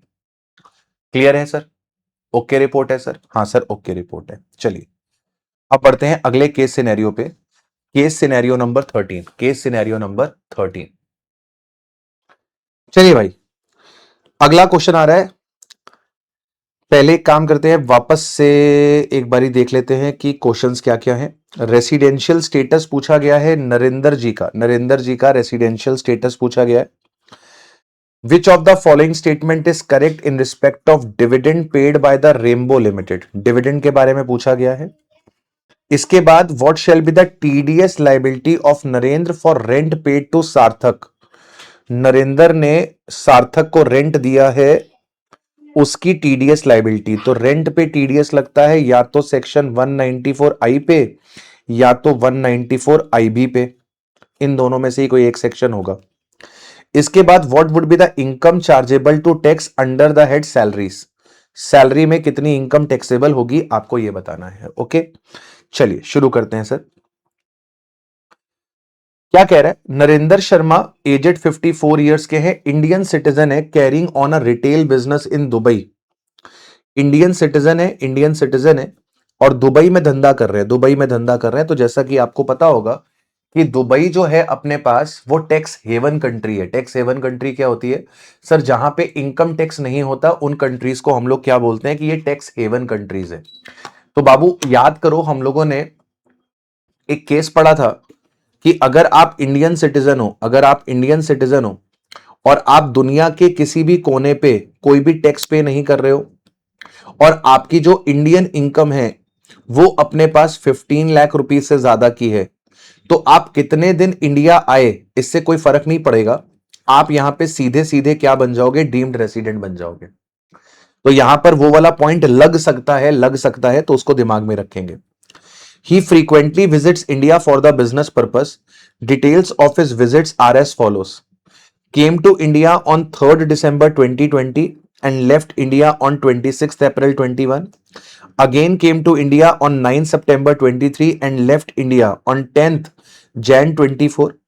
Again came to India on 27/12/24 and left on 20 Feb 25. ठीक है. Afterwards, he decided to shift permanently in India and close his business in Dubai. And he came to India on 27th November and joined the Indian company Cosmos Heritage at a registered office Mumbai in December 25. तो अगर आप मुझसे पूछते हो 25-26 में इसका stay कितना है, तो 25-26 में ये 27 नवंबर 25 को आया है. 27 नवंबर 25 से 27 नवंबर 25 से 31 मार्च 26 तक अगर आप काउंट करोगे तो कितना होगा, 27 नवंबर 25 से 31 मार्च 26 तक अगर आप काउंट करोगे तो कितना होगा सर. नवंबर में आ जाएंगे आपके पास 3 दिन, दिसंबर में 31, जनवरी में 31, फरवरी में 28 और मार्च में 31. तो आपके पास ये 124 डेज आ रहे हैं. अच्छा, बहुत सारे बच्चों को ऐसा लग सकता है कि सर यहां पर इंडियन सिटीजन विजिटिंग इंडिया वाला प्रोविजन लगा सकते हैं क्या. वो जो 120 डेज वाली कंडीशन होती है, पिछले 4 साल में 365 डेज वाली कंडीशन होती है, इंडियन इनकम 15 लाख से ज्यादा होनी चाहिए, वो वाली कंडीशन होती है, वो यहां पर एप्लीकेबल नहीं होगी. क्यों नहीं होगी? विजिटिंग इंडिया का मतलब क्या होता है? इंडियन सिटीजन या फिर person of Indian origin visiting India का मतलब क्या होता है कि वो इंडिया आए हैं कुछ समय के लिए, वापस चले जाएंगे. यहां पर नरेंद्र शर्मा जी परमानेंटली इंडिया आ रहे हैं. ये इंडिया विजिट नहीं कर रहे, ये परमानेंटली इंडिया आ रहे हैं. तो वो स्पेशल कैटेगरी वाला प्रोविजन यहां पर एप्लीकेबल नहीं होगा. 120 डेज वाला, वो वाला प्रोविजन यहां पर एप्लीकेबल नहीं होगा. क्यों नहीं होगा? क्योंकि परमानेंटली इंडिया आ रहे हैं, इंडिया विजिट नहीं कर रहे. विजिटिंग इंडिया का मतलब क्या होता है कि आप इंडिया आए हो, कुछ समय यहां रहोगे, फिर चले जाओगे. ठीक है. इसके बाद कह रहा है कि अपने पास इन्होंने दिसंबर में कॉस्मोस को ज्वाइन कर लिया था. और इन्होंने एक फ्लैट भी किराए पर ले लिया है. 60,000 पर मंथ का ये उसका रेंट दे रहे हैं सार्थक को, जो कि इंडियन रेसिडेंट है. सार्थक ने अपना पैन नंबर प्रोवाइड कर दिया है नरेंद्र को. सार्थक की बेसिक सैलरी दे रखी है 275-675 per month. Cost of living allowance forms the part of retirement benefit. ये कॉस्ट ऑफ लिविंग अलाउंस पता है क्या है? This is DA. This is nothing but DA. ठीक है. आपको डीए मिल रहा है 120-200 पर मंथ, और ये आपके रिटायरमेंट बेनिफिट का पार्ट है. आपको एचआरए मिल रहा है 137-838 पर मंथ. आपको अदर अलाउंसेस मिल रहे हैं 156 per month for the period from April 25 to November 25. His business income arising in Dubai was 26 lakh. अच्छा, इसकी दुबई में जो बिजनेस इनकम है वो 26 लाख रुपए की है. And his turnover for 24-25 is 95 lakh. He is not liable to pay any tax in Dubai. ये दुबई में कोई भी टैक्स नहीं दे रहा था. ठीक है. He is active in equity shares trading after coming into India. Following are the details of his portfolio. तो इसने यहां पे ट्रेडिंग करी है. फर्स्ट माइल के शेयर्स खरीदे, रेनबो के शेयर्स खरीदे, मेगा के शेयर्स खरीदे, फर्स्ट माइल के शेयर्स बेच दिए, फिर मेगा के खरीदे, फिर मेगा के बेच दिए, फिर रेनबो के खरीदे, फर्स्ट के बेच दिए, मेगा के बेच दिए. ठीक है. रेनबो लिमिटेड ने डिविडेंड डिक्लेयर करा है, इंटरिम डिविडेंड 200% का 28 फरवरी को, और जो रिकॉर्ड डेट थी वो 31 जनवरी 2026 की थी. He wants to exercise the option to shift out of the default regime. वो डिफॉल्ट रिजीम छोड़ना चाहता है. ठीक है. चलो, ओके. तो अभी जरा मुझे आप यहां पर ये बताओ कि नरेंद्र जो हैं वो डीम्ड रेसिडेंट बन पाएंगे कि नहीं बन पाएंगे. तो हमें ये तो पता चल गया कि नरेंद्र जो है वो इंडियन सिटीजन है. हमें यह पता चल गया कि Narendra is not paying tax in any country. पहली कंडीशन भी पूरी हो गई है, दूसरी भी पूरी हो गई है. तीसरी कंडीशन देखनी है कि हमारी इंडियन इनकम क्या 15 लाख रुपए को एक्सीड कर रही है कि नहीं कर रही है। ठीक है, ये चेक करना है। तो इंडियन इनकम में आपके पास क्या है, इंडियन इनकम में आपके पास सैलरी इनकम है, सैलरी इनकम है। तो सैलरी इनकम आपके पास कितनी आ रही है सर? बेसिक सैलरी आपके पास आ रही है 275 675। दिसंबर से लेकर मार्च तक 4 महीने की कैलकुलेशन होगी। दिसंबर से मार्च, दिसंबर से कैलकुलेशन क्यों कर रहा हूं? क्योंकि दिसंबर से ज्वाइनिंग करी है इसने, नवंबर तक ये दुबई में था। 11,02,700 डीए, डीए, डीए कितना है हमारे पास? 120,200 इंटू 4, 480,800, 480,800। इसके बाद अदर अलाउंसेस मिल रहे हैं 156, 156 इंटू 4, 624। अदर अलाउंसेस मिल रहे हैं 624। इसको एचआरए मिल रहा है, एचआरए का वर्किंग नोट बनाना पड़ेगा। आप ओल्ड रिजीम में हो तो एचआरए की एग्जेम्पशन कैलकुलेट करनी पड़ेगी। पहला पॉइंट होगा आपका एचआरए रिसीव्ड। कितना एचआरए आपको रिसीव हुआ है? एचआरए रिसीव हुआ है 137,838। आपको एचआरए रिसीव हुआ है 551,352। आपको एचआरए रिसीव हुआ है 551,352। दूसरा point, rent paid -10% of salary, rent paid -10% of salary, salary में आरबीएस, सैलरी में आरबीएस। रेंट आप कितना दे रहे हो? 60,000 रुपए का रेंट दे रहे हो। तो दिसंबर से मार्च 60,000 रुपए के हिसाब से आपने रेंट दे दिया 240। आरबीएस में क्या क्या आएगा? बेसिक, रिटायरमेंट वाला डीए, परसेंटेज वाली कमीशन। परसेंटेज वाली कमीशन क्वेश्चन में है नहीं।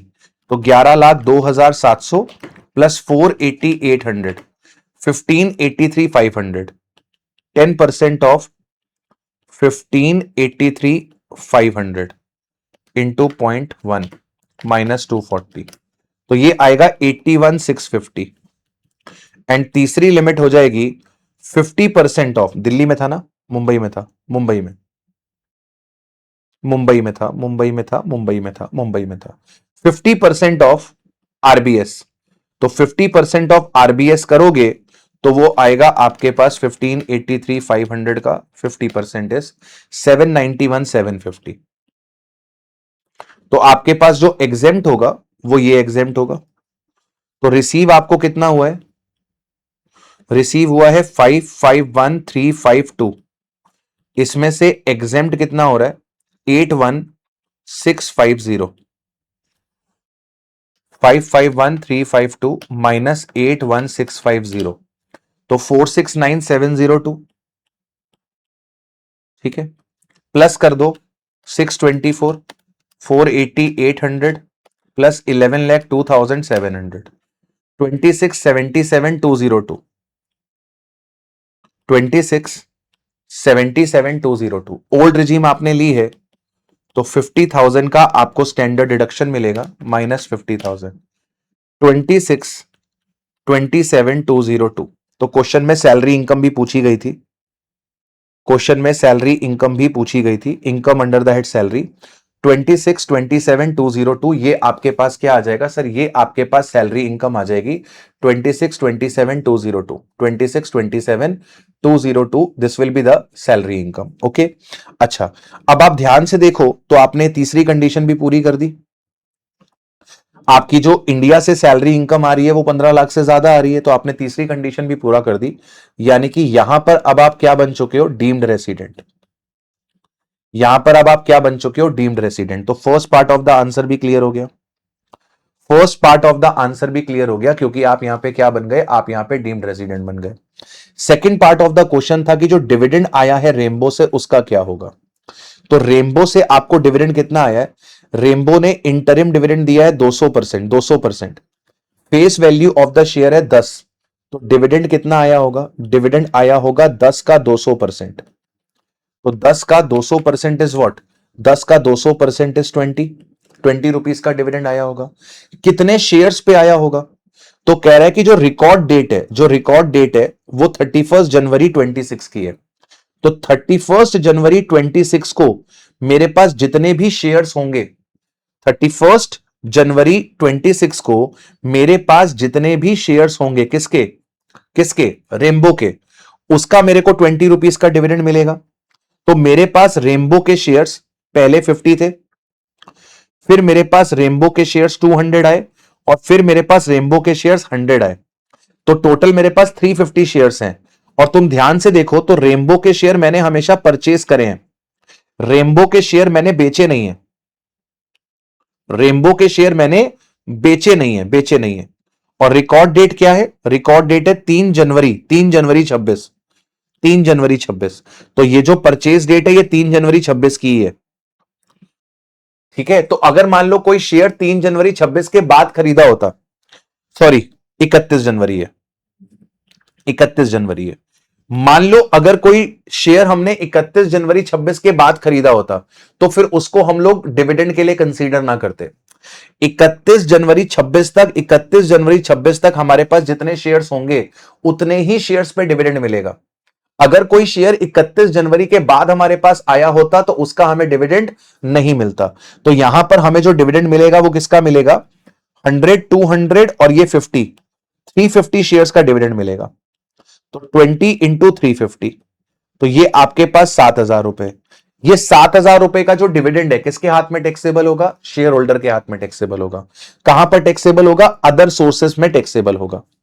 तो पहला पॉइंट कह रहा है dividend receive from the rainbow is exempt in the hands of Narendra. नहीं सर, गलत बात है। Dividend received from the rainbow is taxable in the hands of Narendra, but since the dividend is less than 10,000, no tax is required to be deducted at source. ये option सही है, पर मैं बाकी भी रीड कर देता हूं। Dividend received from the rainbow is taxable in the hands of Narendra. Tax of 525 is required to be deducted at source. Sir 10,000 रुपए तक के डिविडेंड पे कोई टीडीएस नहीं कटेगा। Dividend received from the rainbow is taxable in the hands of Narendra.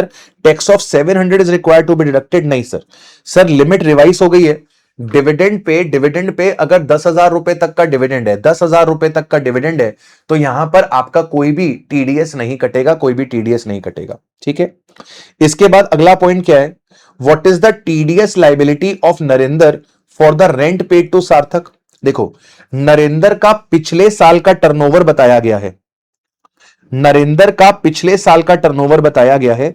Narendra का पिछले साल का टर्नओवर 95 लाख है। नरेंद्र का टर्नओवर 1 करोड़ एक्सीड नहीं कर रहा, तो यहां पे 194 आई नहीं लगेगा, यहां पे 194 आई बी लगेगा। 194 आई बी कहता है कि सर आपको 2% का टीडीएस काटना पड़ेगा जितना भी रेंट आपने पे किया है। और टीडीएस कब कटता है? आखिरी महीने के रेंट में से कटता है।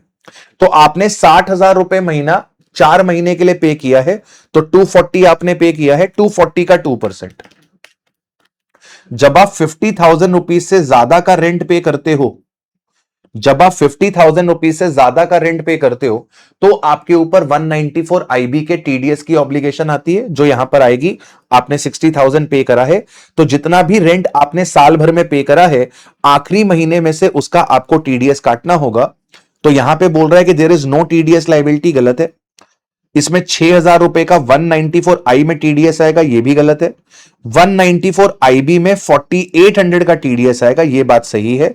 और 194 आईबी में 12,000 का डिविडेंड और टीडीएस आएगा, ये बात गलत है।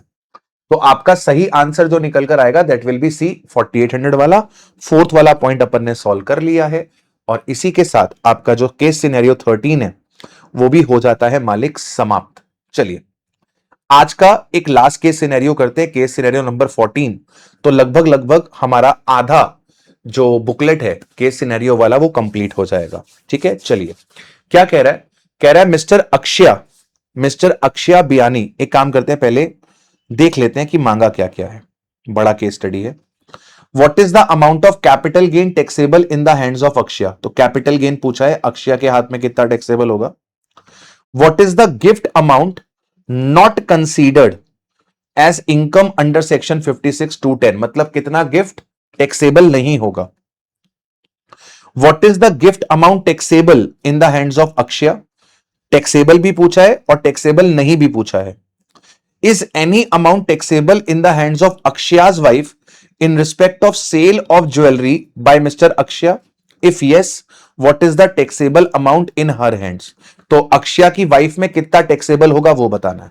तो कितना कैपिटल गेन आएगा वो बताना है। पहला बताना है कितना कैपिटल गेन आएगा अक्षया के हाथ में, दूसरा बताना है कि कितना गिफ्ट टैक्सेबल नहीं है, और फिर बताना है कितना गिफ्ट टैक्सेबल है। चलिए, अक्षया बियानी इन्होंने अपना 26th बर्थडे सेलिब्रेट करा था 15 मई 25 को, और इन्होंने एक ग्रैंड पार्टी अरेंज करी थी रेडिसन ब्लू होटल में। इस ओकेजन में इन्होंने अपने फ्रेंड्स को इनवाइट करा था, ब्लड रिलेटिव्स को, डिस्टेंस रिलेटिव को, सबको इनवाइट करा था।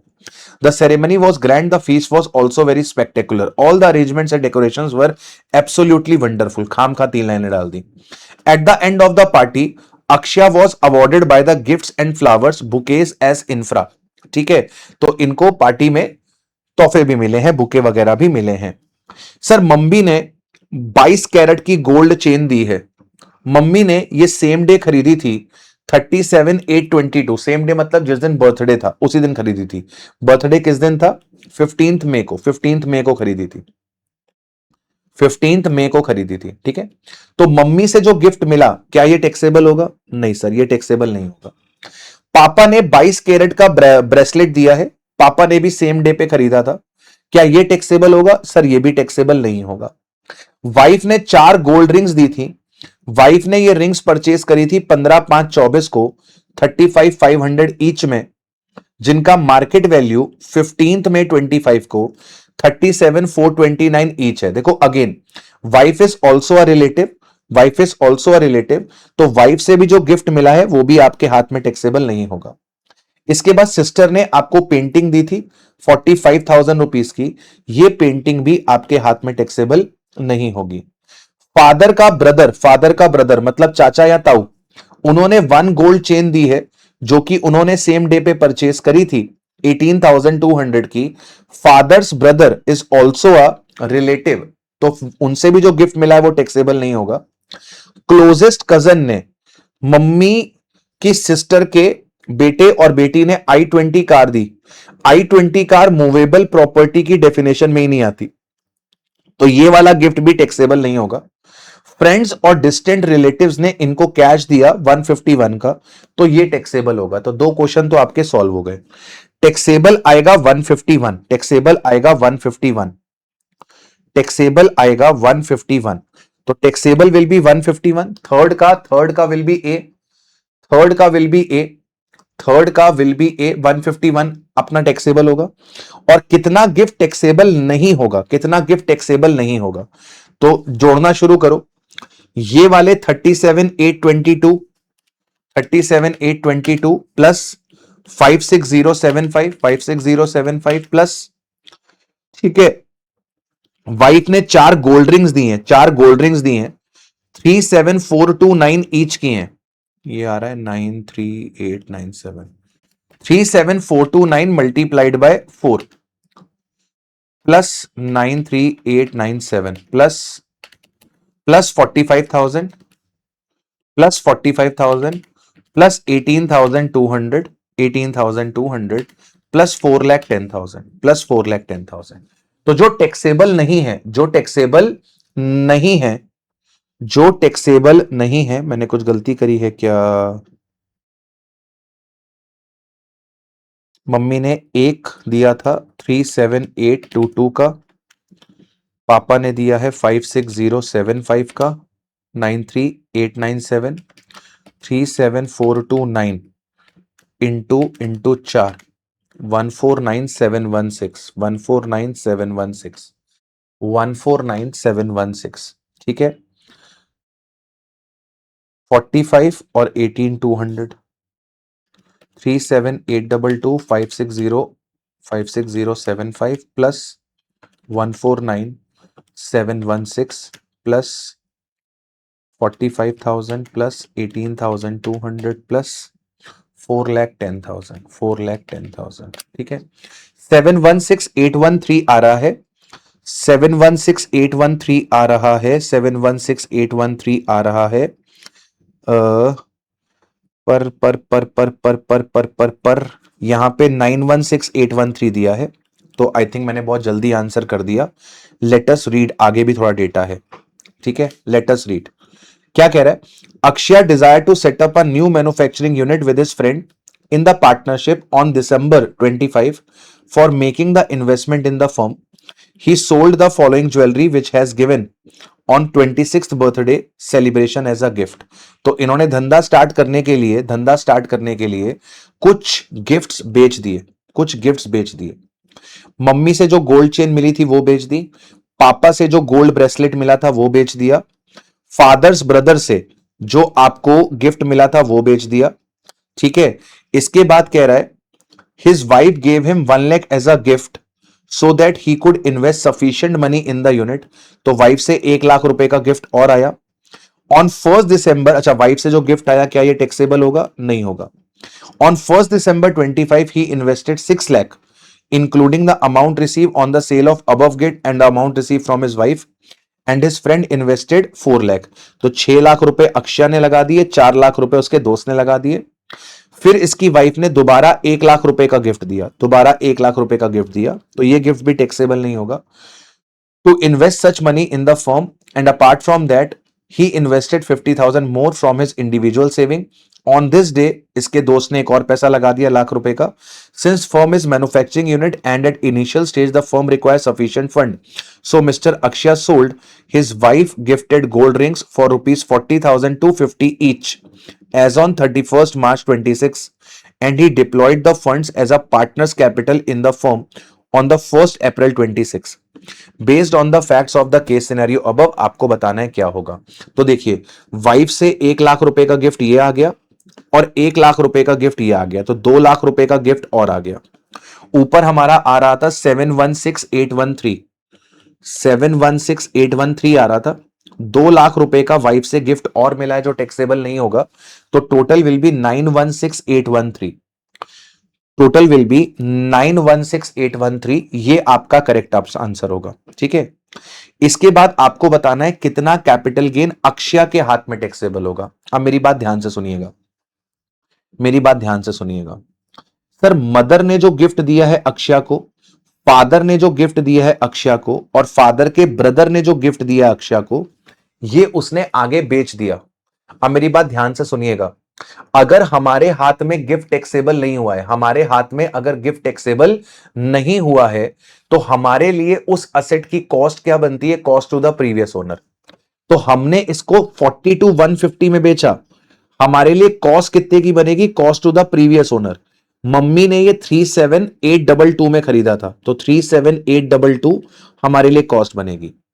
पापा ने ये 56,075 में खरीदा था, तो इसकी कॉस्ट 56,075 बनेगी। इसके बाद पापा के भाई ने ये 18,200 में खरीदा था, तो इसकी कॉस्ट 18,200 बनेगी। सबका period of holding short term है, क्योंकि बर्थडे पे खरीदा गया था और 4-6 महीने में बेच दिया गया है। 42,150 माइनस 37,822, तो यहां पे 4,328 का कैपिटल गेन आ रहा है। 60,180 माइनस 56,075, यहां पे 4105 का कैपिटल गेन आ रहा है। 2600 माइनस 18,200, 2400 का कैपिटल गेन आ रहा है। ये तीनों अपने पास शॉर्ट टर्म कैपिटल गेन होंगे। तीनों को अगर आप जोड़ लोगे तो this will give you 10,833। This will give you 10,833, 10,833। अब मेरी बात ध्यान से सुनिएगा, इसने अपने वाइफ के भी, जो वाइफ ने इनको गोल्ड रिंग दी थी, इन्होंने वो भी बेच दी है। वाइफ की भी गोल्ड रिंग बेच दी है। अब मेरी बात ध्यान से सुनना, वाइफ ने अगर मुझे कोई असेट दी और मैंने वो असेट बेच दिया, तो जो कैपिटल गेन आएगा वो मेरे हाथ में टैक्सेबल नहीं होगा, वाइफ के हाथ में टैक्सेबल होगा।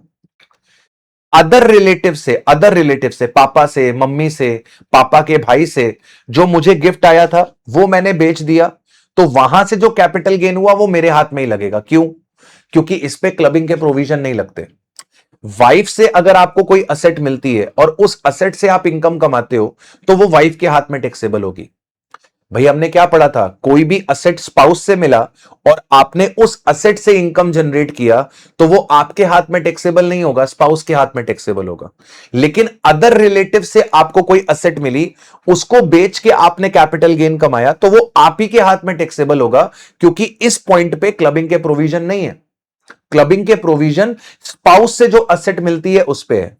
तो यहां पर हमने जो वाइफ से गोल्ड रिंग मिली थी, वाइफ से जो गोल्ड रिंग मिली थी उसको बेच के हमने जो कैपिटल गेन कमाया है वो वाइफ के हाथ में टैक्सेबल होगा, अक्षया के हाथ में टैक्सेबल नहीं होगा। तो यहां पर पहले वाले केस में मम्मी की चेन बेच के, पापा की चेन बेच के, ताऊ की चेन बेच के जो कैपिटल गेन आया है वो शॉर्ट टर्म आया है और वो अक्षया के हाथ में टैक्सेबल होगा। ठीक है, लास्ट वाला पॉइंट आ रहा है, लास्ट वाला पॉइंट आ रहा है कि अक्षया की वाइफ के हाथ में कौन सा टैक्सेबल होगा? गोल्ड रिंग वाला, गोल्ड रिंग वाला, गोल्ड रिंग वाला। कितने की गोल्ड रिंग बेची है? 40,250 रुपए की गोल्ड रिंग बेची है। कितने की गोल्ड रिंग बेची है? 40,250 रुपए की गोल्ड रिंग बेची है। वाइफ ने खरीदी कितने में थी? 35,500 में खरीदी थी। कब खरीदी थी? मई 24 में खरीदी थी।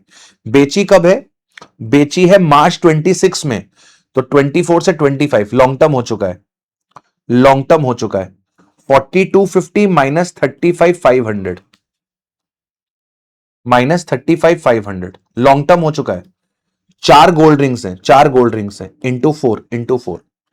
तो 40,250 माइनस 35,500 इंटू 4, तो 19,000 रुपए का कैपिटल गेन, 19,000 रुपए का कैपिटल गेन अक्षया के हाथ में टैक्सेबल होगा, सॉरी अक्षया की वाइफ के हाथ में टैक्सेबल होगा। ये 19,000 का कैपिटल गेन अक्षया की वाइफ के हाथ में राज्य टैक्सेबल कर दिया जाएगा। आई होप आपको मेरी बात समझ में आई है। एक बारी वापस से ये वाला क्वेश्चन देखना, इसमें ना क्लबिंग का पॉइंट भी निकल कर आ रहा है, इसमें क्लबिंग का पॉइंट भी निकल कर आ रहा है, इसलिए वाला क्वेश्चन आप दोबारा से देखना। राइट, तो इसी के साथ हमने 14 केस स्टडीज जो है बेटा वो कंप्लीट कर ली हैं और कल से हम लोग 15 की तरफ बढ़ेंगे। टिल देन इसको बढ़िया से करिए, मिलते हैं आपसे, बाय बाय, टेक केयर।